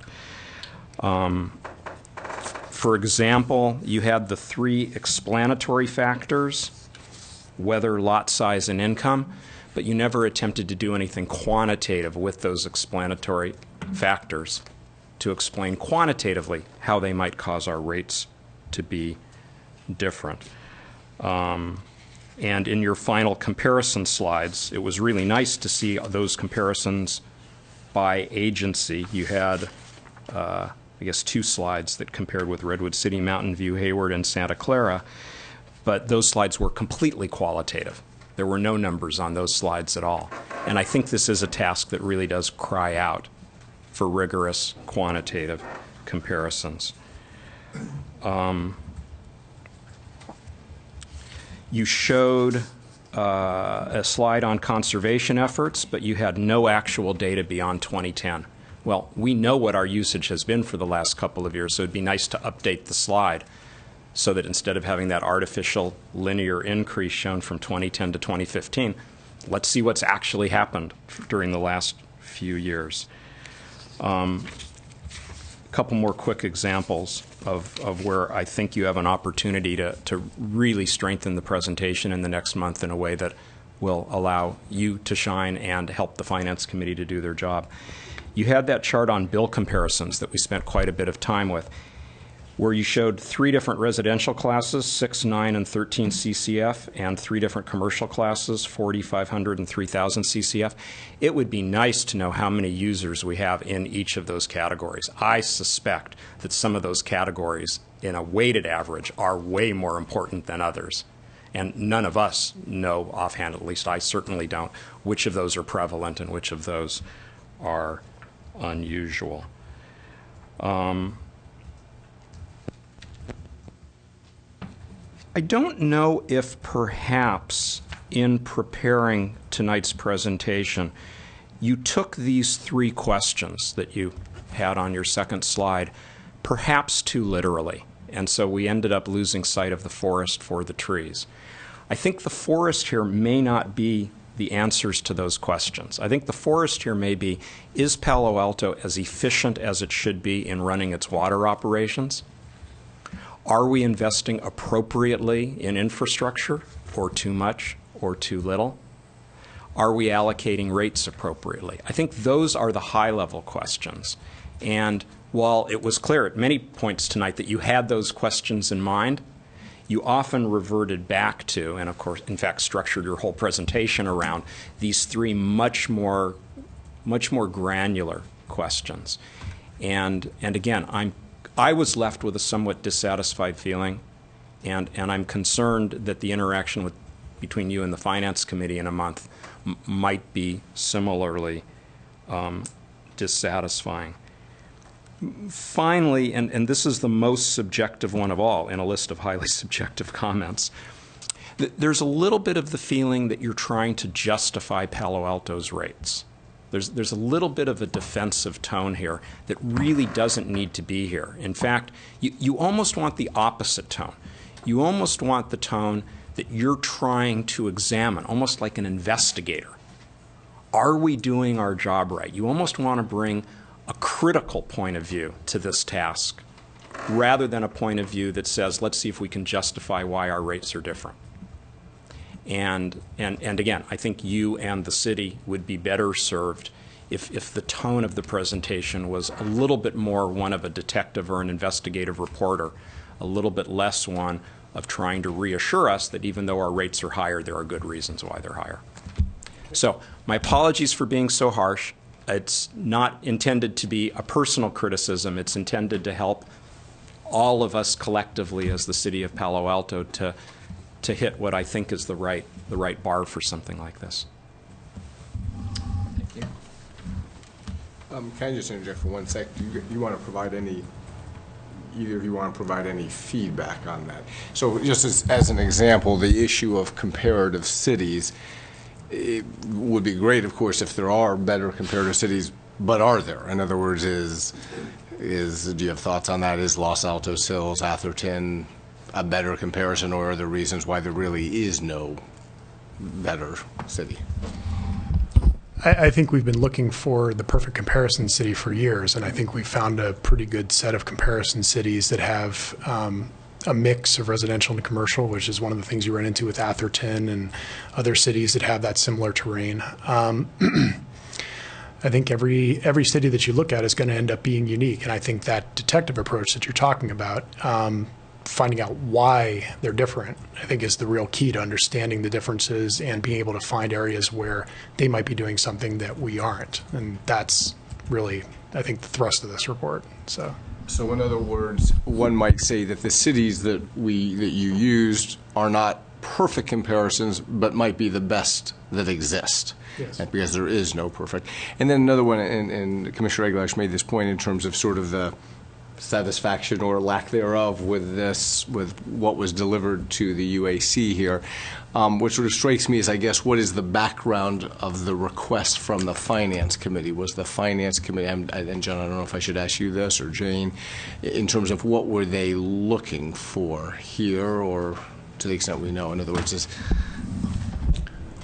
I think the specific motion was essentially if I could paraphrase it, to return to the UAC and the Finance Committee for a deep dive on water consumption and water rates. And there wasn't specific direction about which aspects they wanted to see. And so I've tried to interpret the preceding discussion as best that I could. There were a variety of questions, and I've tried to cover all of them that I could. and so then is your point that to some extent that you did a deep dive on this 2010 study and sort of remind everyone what was on it, and then go through it comprehensively, and then see what the feedback is and go from there. As you said, I think this is not an ending point, but maybe a starting point for further analysis in the year ahead, yeah. which makes sense. My one comment for everyone here is, do we have, and actually this is a discussion item, so the question is, I'm not sure what we can do, but of course we are the Utilities Advisory Commission, meaning we're supposed to advise and provide input. Is there input on a discussion item that we can provide? Are we in any way limited on doing so? And it is, could the Utilities Advisory Commission tonight provide some feedback, comments, thoughts, advice to the Finance Committee ahead in anticipation of their meeting? So in other words, when they have their meeting, they're armed with everything here, plus maybe some feedback, some suggested questions, or who knows what from the UAC. Yeah, I think from a Brown Act perspective and sticking to discussion items, as long as we stay close to kind of the topic at hand. And We can do focus so. on that, I think we have some. So I think it would be good if we can do that. I don't know. We may decide we don't have any or can't coalesce or anything, but I think it's worth something to think about. So that's me. So I've already monopolized way more than my share of the time here, but let me just clarify one thing. I don't think what has been done so far is going to feel to the Finance Committee like the deep dive they were asking for. I think what they meant when they said deep dive, we the UAC and we the Finance Committee and we the City Council are the stewards of assuring that the rates that our residents and commercial customers are paying are fair and reasonable. And when a study shows that our rates are higher than comparable cities, that's a red flag that needs to be dug into. And so that's the deep dive that was needed. The deep dive that was needed was to understand why our rates are higher and if there are opportunities to reduce them so as to align them more closely. And my opinion is that we've done that in a way that's a bit too qualitative and a bit too hand-waving and a bit too self-serving. My concern is that what we've got so far is in the direction of what I believe the Finance Committee meant by a deep dive, but isn't there yet. Thank you. Commissioner Hall. Thanks very much, John, for your presentation. I apologize for coming in late. I had advised Chair that I would be late, and Ms. Ratchie that I'd be late. So I missed the part on the consumption, so I'm going to focus mostly on the costs. And I think that the track that you're on, the journey that you're on, and you did characterize this as something that needs to continue, is pretty much correct. I just wanted to tick through what I would say is a process of more or less of elimination, but not, when I say elimination, I don't mean elimination never to be revisited, but in terms of relative looks at things. And so when you look at your costs, I think your purchases, which I think run at about 17 million a year for water from the Hetch-Hetchy system, is something that we've examined at least at the UAC a couple of times, understanding, that there's possibilities of other sources that may blend to make a cheaper purchasing price. So I'm not suggesting that we forget about that possibility, but I think that relatively we've come to the conclusion that SFPUC, Hetch-Hetchy water, is the best for Palo Alto, and so we should maybe give that a pass for this particular study. I'm not suggesting we don't show a slide of the comparisons. It is important, but in terms of digging in, I'm thinking maybe not so much. Debt service is what it is. I imagine that's another one that takes a pass. You can't undo what the obligations are unless you have some light to shed as to how that may change over time due to fast payoff of debt that I'm unaware of. But it seems to me that takes a quick pass. Rent. You mentioned it a couple of times, and I think in your charts you indicated with a little super bar that we are somewhat unique amongst the benchmarking utilities in having a rent component.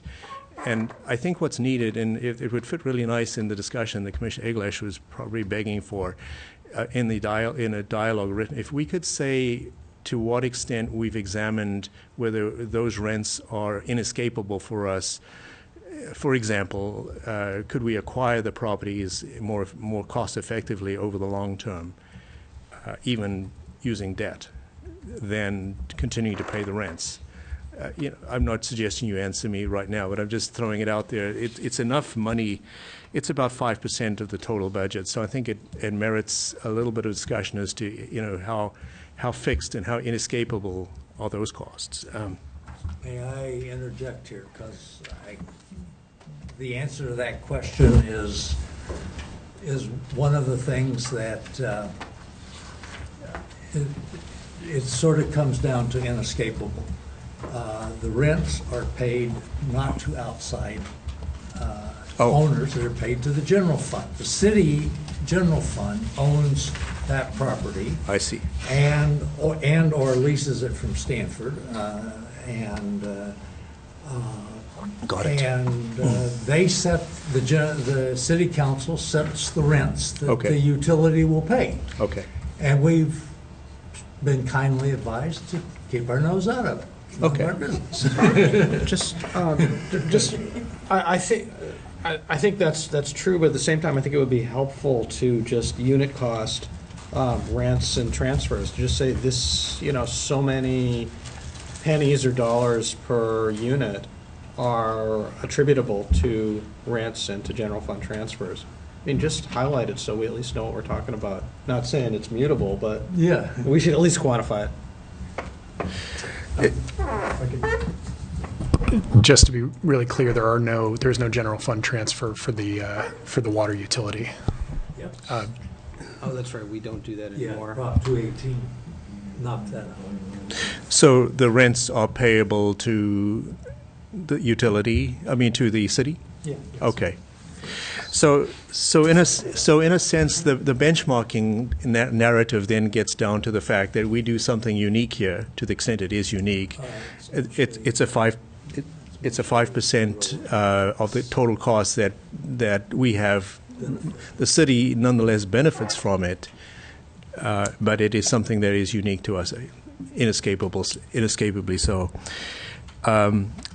When it gets to the CIP, I was interested in your remarks about the review as to where we are with the pipeline replacement program and what the capital spend plan would look like here on out. And that's a really important piece of information, deserves a slide. It's a lot of money. It's 13% of the budget, typically $5 million.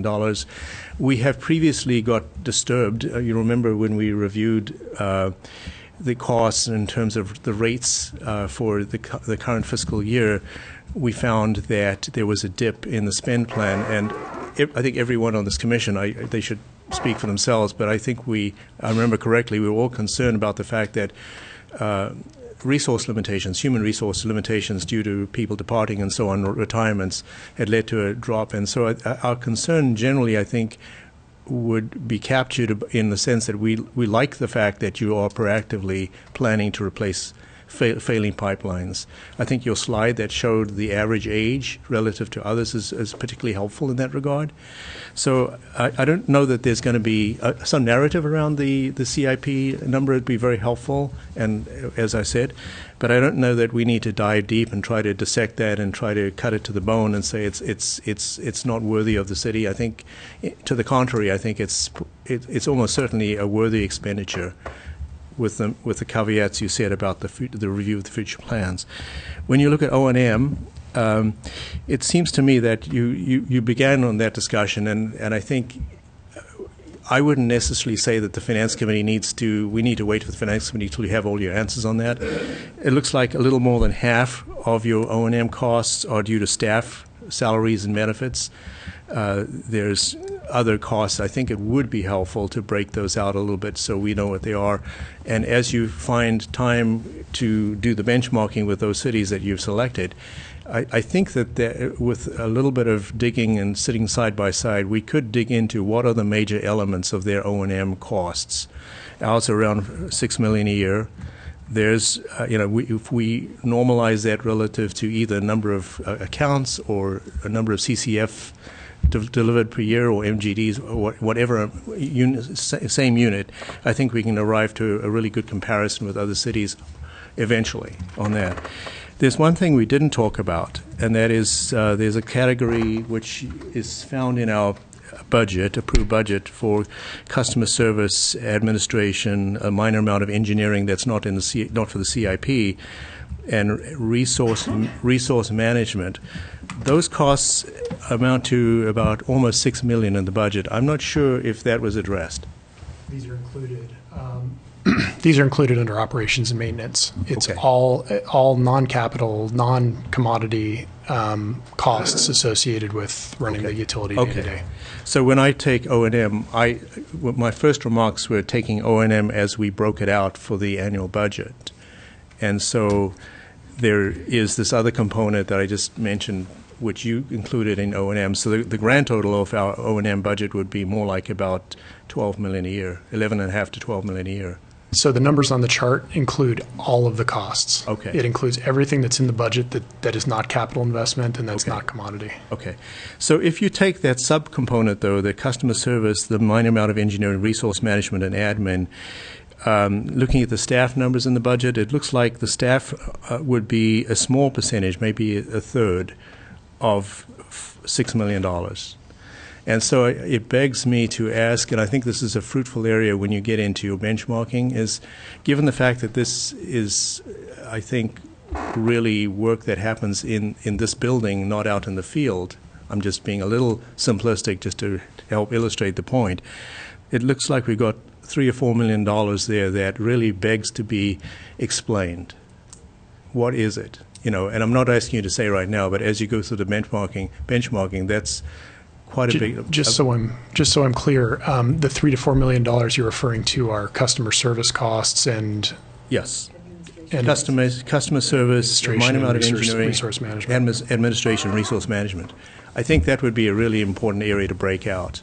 I think those are, we all understand things like pumping, field crews, vehicles, et cetera. Those things come to mind visibly in terms of understanding. I think in your dialogue with other benchmarking cities or water utilities, I think you'll find that they can break those costs out. But I suspect that this category now is something that's going to be very different from water utility, and I think it really needs to be broken out. Okay. It's also an interesting area, especially when you're trying to compare from water utility to water utility, because different water utilities handle it differently. Yes. You'll have some that do it. This is where you run into the accounting differences and the difficulty in digging into budgets. Yes. That I was talking about. Because, for example, Santa Clara has its meter readers in its general fund, and they most likely allocate that out, but it's very difficult to find that out from any budget document or any financial document. So you really need to claim some of the time of our neighboring agency staff to really dig into their the details of their costs. Right. One of the and I think when I talk about projects over the next year, it's hopefully building those relationships and being able to get some of that data, and convince them to give us some time and hopefully be able to give them some reciprocal information that helps them as well. Okay. Those are my main suggestions.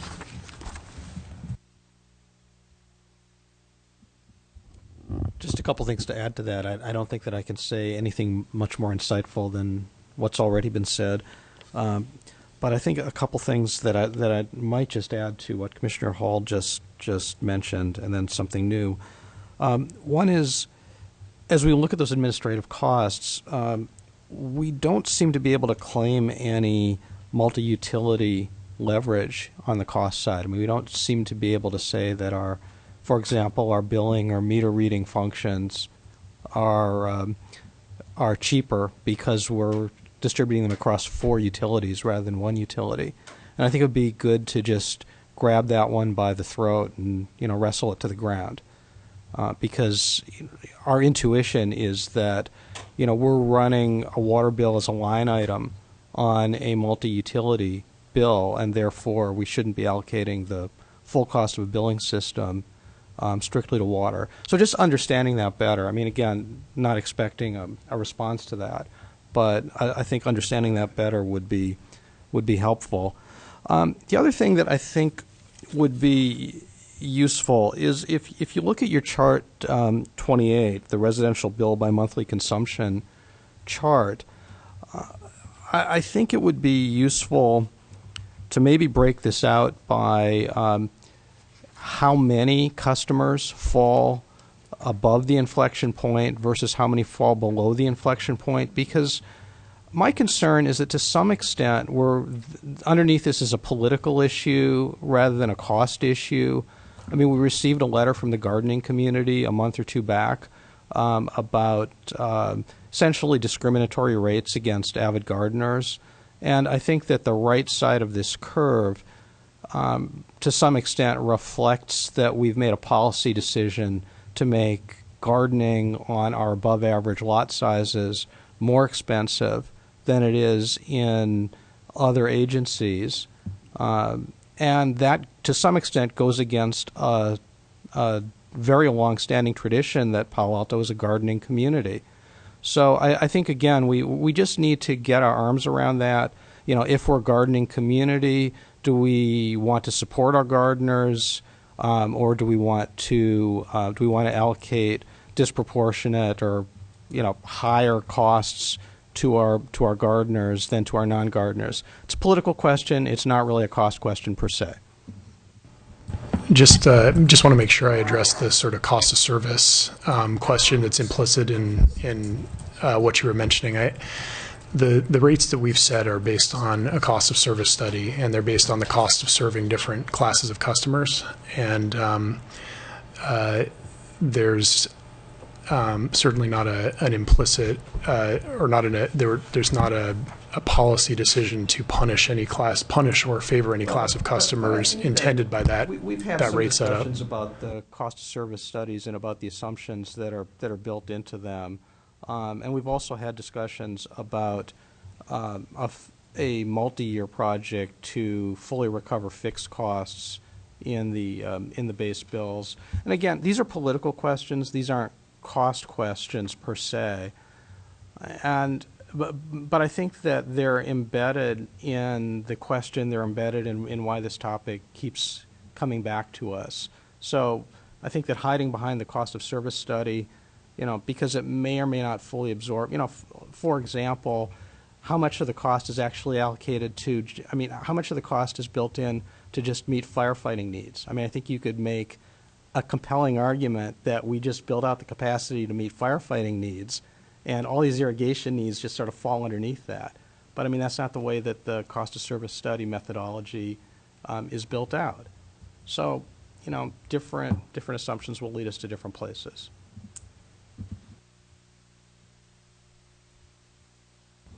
I agree with Asher that the reason this keeps coming back to us is because our rates are 26% higher than whatever, whatever the standard headline is.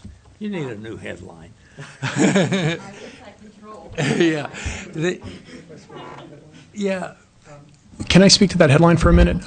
One of the things that I think the news articles that mentioned the 28% number failed to gather from the benchmarking study that they were quoting from was that this was not an apples-to-apples comparison. They did not compare 14 CCF across all utilities. What they said was the average bill for the average user in these other agencies is 28% lower. Well, that's because for most of these other agencies, they use a lot less. And so you would expect their bill to be lower.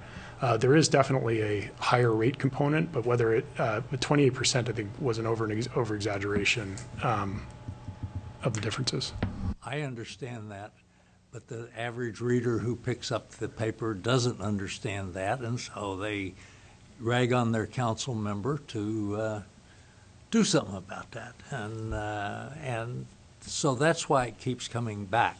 But that also gives you a sense of, I think what the Finance Committee in asking us to dig into this was really asking is give us some cover on this thing. At least give us a couple of bullet point answers that will make sense to the average user as to why we're,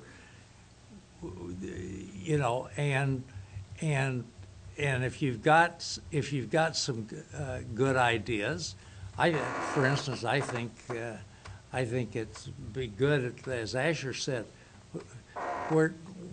what percentage of our users are in that inflection point, or before the inflection point? Because if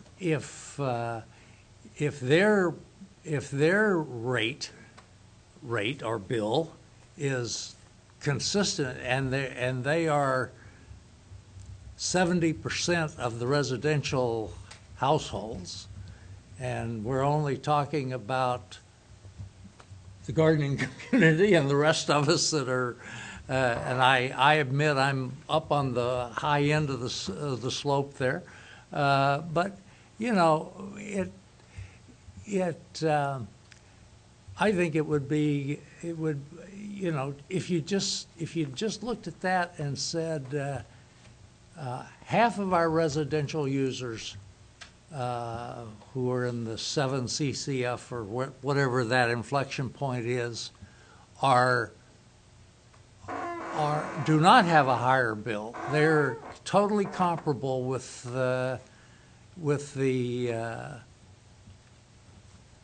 all of our surrounding communities, and it's only the high-end users that have. I think that's the kind of information for your new headline. I mean, you know, I think that's what we have got to.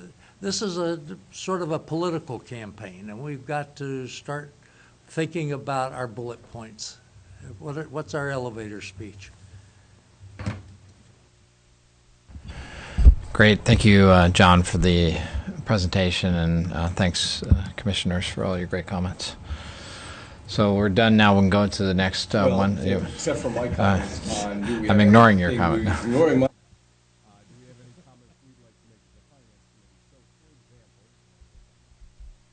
Here, but anyway,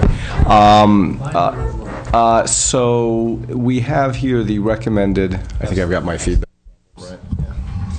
Thank you.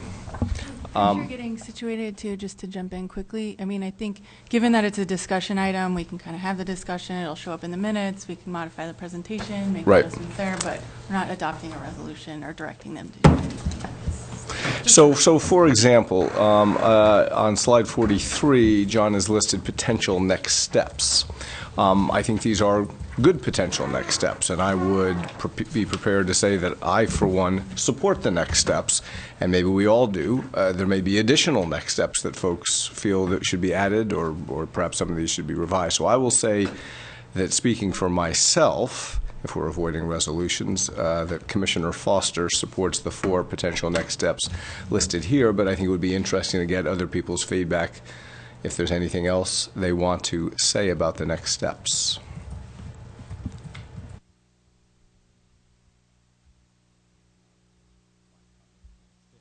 Well, yeah, go ahead. I think that's fine. I thought I thought those are pretty good at a high level. I thought those are pretty good next steps.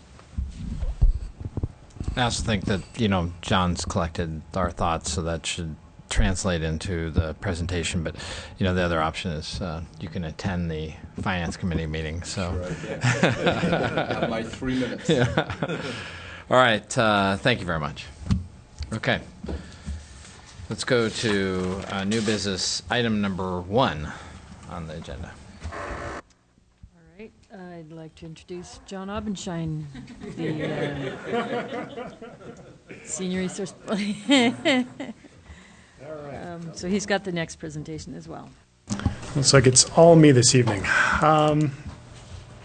Okay, so the next thing we're here to talk about is the financial plans and reserves management practices proposal that we're bringing to you tonight. I think this was probably clear from the report, but we're not actually looking for a recommendation from you tonight. We're only asking for initial comments. Our plan with this whole proposal is to get your initial comments tonight, come back in February, and actually show you how our Oh, sorry, I'm going to need to switch this presentation up. Give me a moment.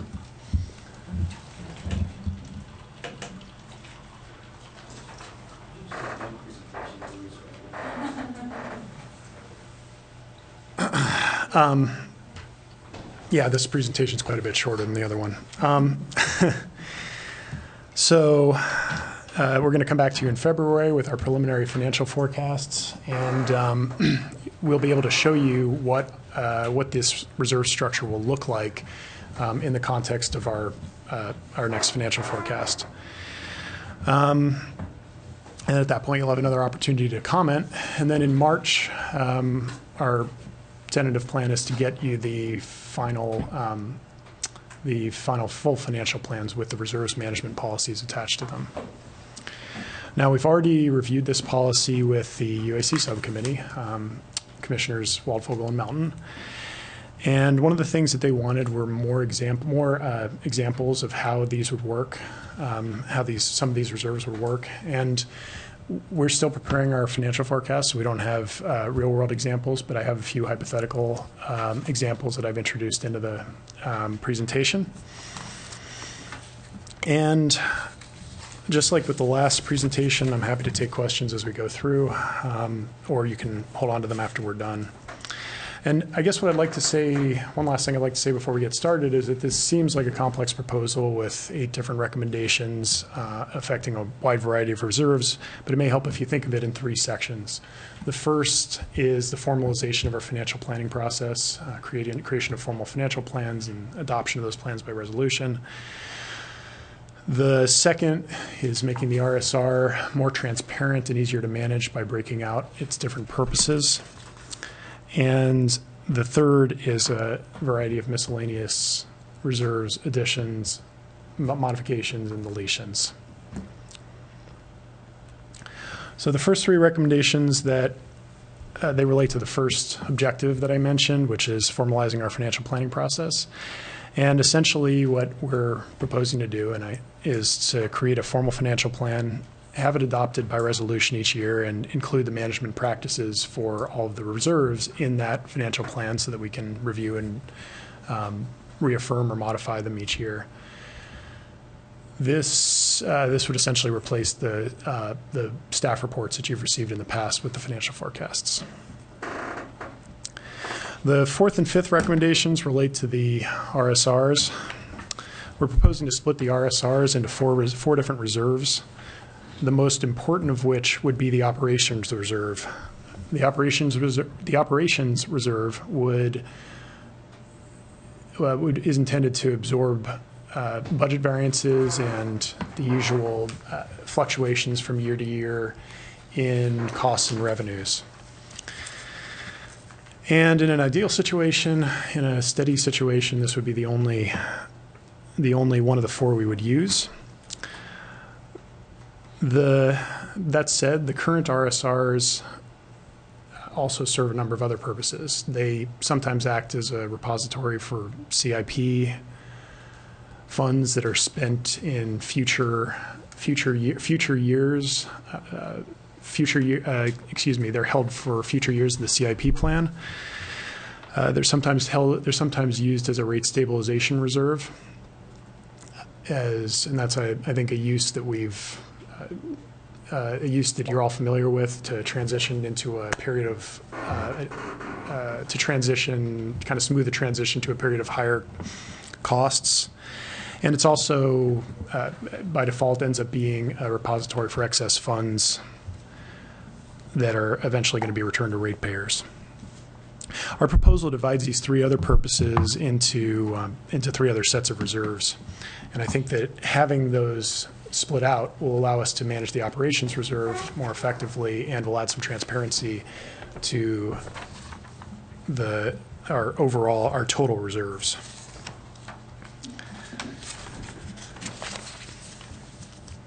This chart here shows the current versus the proposed reserve structure. Right now we have a reappropriations reserve, a commitments reserve, the emergency plant replacement reserve, and the rate stabilization reserve.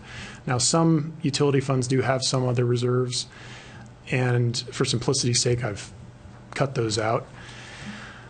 We're not making any changes to the reappropriations or commitments reserves. These are set according to the city's accounting practices. And I want to make it clear that these reserves, before I go any further, this is probably a slightly different view than you're used to. We normally only focus on the rate stabilization reserve, but this is intended to show a little bit more of a complete picture of all these reserves. So the reappropriations and commitments reserve, these are reserves that are common to every fund in the city. They're in the general fund, they're in all the utility funds, and they're set administratively, which is why we don't take them to you commonly. These reserves are also, in the context of the utilities, are sometimes referred to as the CIP reserves, which is a bit of a misnomer. I just wanted to make sure to mention that because we actually don't have any reserves right now that are termed the CIP reserve. Aside from the reappropriations and commitments reserves, which stay the same, you can see what we do from the current to the proposed reserve structure. Essentially, what we're doing is the rate stabilization reserve becomes the operations, or the funds from the rate stabilization reserve go to the operations reserve, and the emergency plant replacement reserve is eliminated and merged into that operations reserve. There are also three additional reserves that I'm not showing on this chart because many times these reserves will be zero, but they'll be used for specific situations. And I'll give you a couple examples here. This is a simplified example of how a CIP reserve might be used. In this example, we have a one-time project happening several years out, but CIP, commodity, and O&M costs are otherwise relatively stable. As you can see, it would require a major rate increase to fund that sort of a project, and then a rate decrease afterwards. And this chart, I mean, in reality, most likely rates would rise over time. Or I'm sorry, in this case, we would be essentially use this CIP reserve as a sinking fund to fund this project a few years out. This is for projects that are not that aren't large enough to merit a debt issuance. In reality, what would most likely happen rather than a rate decrease is that costs would rise to some extent over that 5-year period. This chart shows, and this shows what the CIP reserve would do over those years. We'd accumulate some funds in the first couple of years and then spend them down in the third. Here we have an example that I think we're all fairly familiar with, and that's the large single-year rate increase. We can use the rate stabilization reserve, a true rate stabilization reserve, to spread those increases over multiple years. And here we see what would happen with the rate stabilization reserve in that situation. We accumulate some funds in FY 2016 and then draw them down in 2017. In 2018, revenues are matching costs. This slide here shows our operations reserve management practices. So the management practices for the operations reserve, and these are described in detail in the report, but in essence what we're doing is we're going to set a target, a minimum, and a maximum for each operations reserve. In each financial forecast period, we're going to try and return that reserve to the target level. We've set the minimums and the maximums to be different for each utility, and we've set them to accommodate normal fluctuations in costs and revenues that we might expect from the usual uncertainty that we see in each utility. We do have some provisions for what happens if we go above minimum or below minimum or above maximum. If we go below minimum, we come back, we present a plan for getting back to the minimum. The operations reserve is limited to its maximum. Anything in excess goes into the unassigned reserve, which is not my favorite name, but it's the best name that we can find that doesn't also have specific accounting meanings. And if we have funds in the unassigned reserve, the plan would be we would come back with a plan on how to either assign those to a specific purpose or draw them down and return them to ratepayers. Moving on to recommendations 6 and 7. as I mentioned earlier, one of the things that we're going to do is merge the emergency plant replacement reserves with the operations reserves. And the reason that we're looking at doing that is that right now the emergency plant replacement reserves are set at $1 million for each utility. This is equal to the city's insurance deductible. The minimum level for the operations reserve for every utility is going to be substantially higher than $1 million. We believe that having those contingency reserves should be adequate for emergency plant replacement if we have an incident where we need to cover the city's insurance deductible. We're also planning to. We also hope to. Excuse me, John. So when we had the subcommittee meeting and we talked about that a little bit, and you guys were going to go talk to the insurance people and make sure that you really understood whether the $1 million deductible was citywide, utility specific. What kind of answer did you get? Thanks for raising that. I'd meant to bring that up. It is actually, it's not per utility, it's per incident. And so not only, I mean, if we had some sort of a disaster that affected multiple utilities, that deductible would probably be covered by multiple utilities, each utility paying less than $1 million. And so that, I think, reinforces the conclusion that we came to. So thank you. I'm not going to talk about the Central Valley Project Reserve. That's a very small $300,000 to $500,000 reserve that has outlived its usefulness.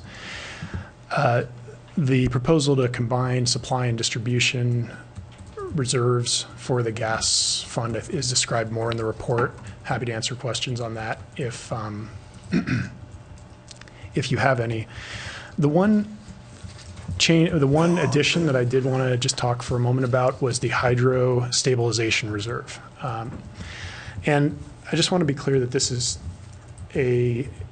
for the most part a placeholder that we want to put in place, and we plan to follow up with a more specific proposal for you on, or a more comprehensive proposal for you on hydro balancing.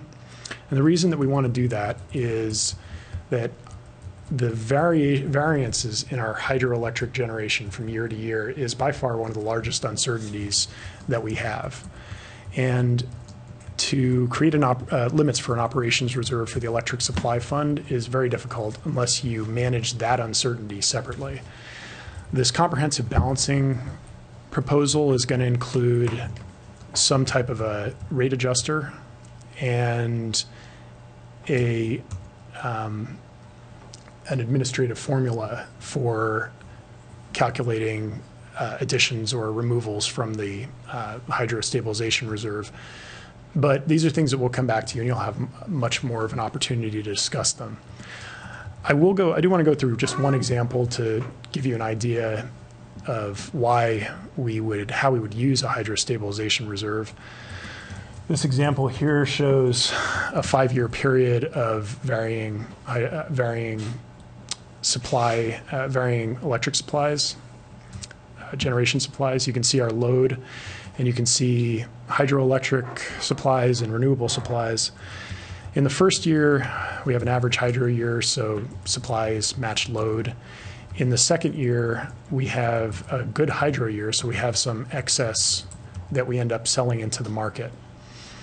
In the following years, we have less hydro than we need, so we have to purchase some energy in the market. And then fifth year is an average year. Now, what happens with our costs, I think as everyone here is pretty familiar with at this point, is that our hydro costs are fixed. And what that means is if we get a lot of hydro, we get some additional revenue. If we end up with not that much hydro generation, we still have to pay the same amount for that hydro resource, but we also have to pay for the market power that we end up buying. So the net effect of that is in FY 2018, here you can see our costs. So you can see the revenue that we get from the supply component of our customer rates in an average year like FY 2017 that we're showing here, this hypothetical year. is the revenues match costs. In a year where we have excess hydro, we have some additional revenues, and those in net end up reducing our supply costs below the revenues that we're receiving. And you can see there's an opportunity there to take those savings and put them into a hydro stabilization reserve and use them in the subsequent years to pay for the market purchases that we would need to make for deficient hydro. So this shows what the hydro stabilization reserve would do under this hypothetical scenario. In FY 2018, we would see a large addition to the reserve that would get drawn down over the subsequent years. Now, obviously, these are very simplified examples, but they're just meant to illustrate the concepts that what we're trying to achieve with these. So if the if we had a series of low hydro years to start with, you wouldn't have anything in the reserve. That's right. And so I think one of the things that we're going to talk to you about, well, right now we have had we've had a low hydro year this year, but in the previous years we did have a couple of years of high hydro. One of the things that we'll have to evaluate as part of the more comprehensive proposal, and something we'll bring to you when we come back, is just how much of our current reserve should be used to seed this stabilization reserve. So, Can we follow up on that comment? sure. Yeah, I had in mind very much what Chair Cook was just saying. I think there are two kinds of scenarios that make the hydro stabilization reserve really subtle and complicated. One scenario is you have some mix of good and bad hydro years, such that the revenue from the good hydro years can help pay for the deficits in the bad hydro years. But the other scenario is that you have sustained bad hydro years. 5, 10, 20 bad hydro years in a row without any good hydro years. And so the design of the hydro stabilization reserve and the policies and procedures for managing it somehow needs to handle both of those scenarios, because none of us have a good enough crystal ball to know which one will occur. Yeah, and I think that's definitely something that we're going to be talking about. And I think one thing that's really important to state here is that hydro stabilization reserve isn't it isn't a panacea. It's something that helps manage, but under that mega drought, sustained low hydro scenario, there comes a point where you have to simply raise rates to accept the new reality. Didn't I even, as I was reading that, I thought that was part of the hydro stabilization reserve design effort, was to actually design into that rate kickers, so that in a sustained dry scenario, it's an automatic. And that will be a challenge to design. Otherwise it doesn't work if you don't have a rate fluctuator. So that also is going to be a part of it, and it also is not a panacea.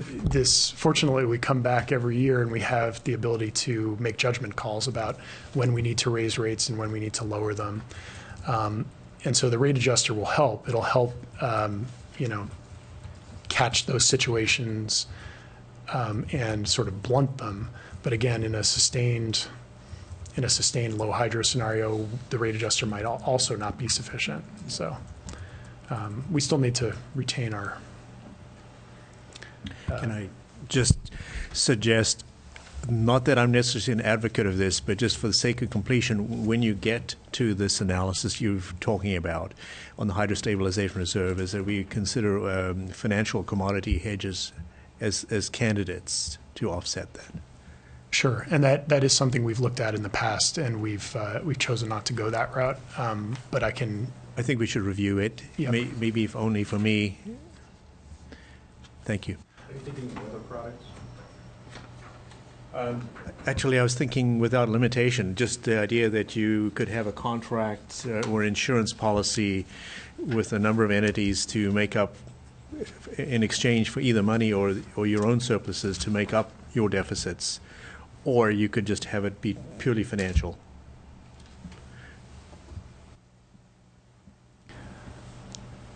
Okay. Any other questions on the hydrostabilization? Questions or comments on hydrostabilization? Since this is the only chance to say this right now, I mean, we've talked about this for a couple of years, and on reflection on this one, I'm actually not enthusiastic about intra-year hydro rate adjusters at this point, but I think that designing this around, 3 to 5 year horizons makes a lot of sense. But I'm pretty uncomfortable about sending people intra-year signals about something they really can't plan around or do anything tangible about. So it's something that I'm sure that we'll discuss more over the next, 3 to 6 months. Okay, thank you.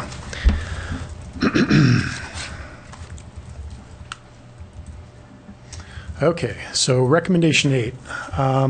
This is essentially a clarification.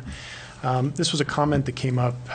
I don't think it was formally in the audit, but it was something we talked about a little bit as part of the utilities reserves audit that came out a while ago. And our understanding is that it's within the gas and electric utilities, we have 2 funds in each of those utilities, the supply and the distribution. We're talking about merging a lot of the reserves, but from an accounting standpoint, we'll still have separate gas, for the short term at least, we'll have gas supply and distribution funds. And what we want to clarify here is that we have the authority to make transfers between those funds within those individual utilities. And those would be done through the budget process. So I think that's also described in the report. If you have questions about it, I'm happy to answer it. I think I've described the next steps. We're going to come back in February with the preliminary forecasts and then come back with the formal financial plans in March. Oh, and I think before I finish up, I do want to acknowledge the city auditor's role in all of this. A couple of years, about a year and a half ago, they delivered the utilities reserves audit, which was one of the things that prompted us to start this review. And some of the proposals that we're making here are intended to be responsive to that audit. But I think overall, we've also ended up with a set of changes of reserves that are going to be help us manage our reserves and add a little bit of transparency. And so I think having that prompting was a kind of a helpful driver to us. So I want to acknowledge their role in that. Great, and thanks again for the presentation, John. We just want to see anyone want to make any comments from the public? Nope. Okay. Commissioners? Very brief. Yeah, very brief. To me, this seems great. You've added clarity. You've increased transparency. You've increased consistency between utilities. So to me, this just seems all to the good. Nice work. Thank you. So we did have a subcommittee meeting about this, and I just wanted to give a little bit of, just 1 or 2 notes of feedback. John, I think the comment you made at the very end about the auditor is something you should bring forward in any subsequent presentations of this, because I think it's important to clarify that this whole thing that this structure is blessed by the auditor. There's no point in doing this if the auditor doesn't like what's on here, because I think it's pretty complicated for us as a set of lay spectators to really comment on whether this is the optimal structure or not. So we're really relying on your judgment around that. But I think from the standpoint of discussions we've had, if it's blessed by the auditor, and if it does not have material effects on rates or rate structures, to shift over to this reserve structure, that I don't see any issues over the next couple of months. However, if we find that shifting into this new reserve structure dramatically affects rates in any of the funds, you should expect that there will be a livelier discussion about the topic.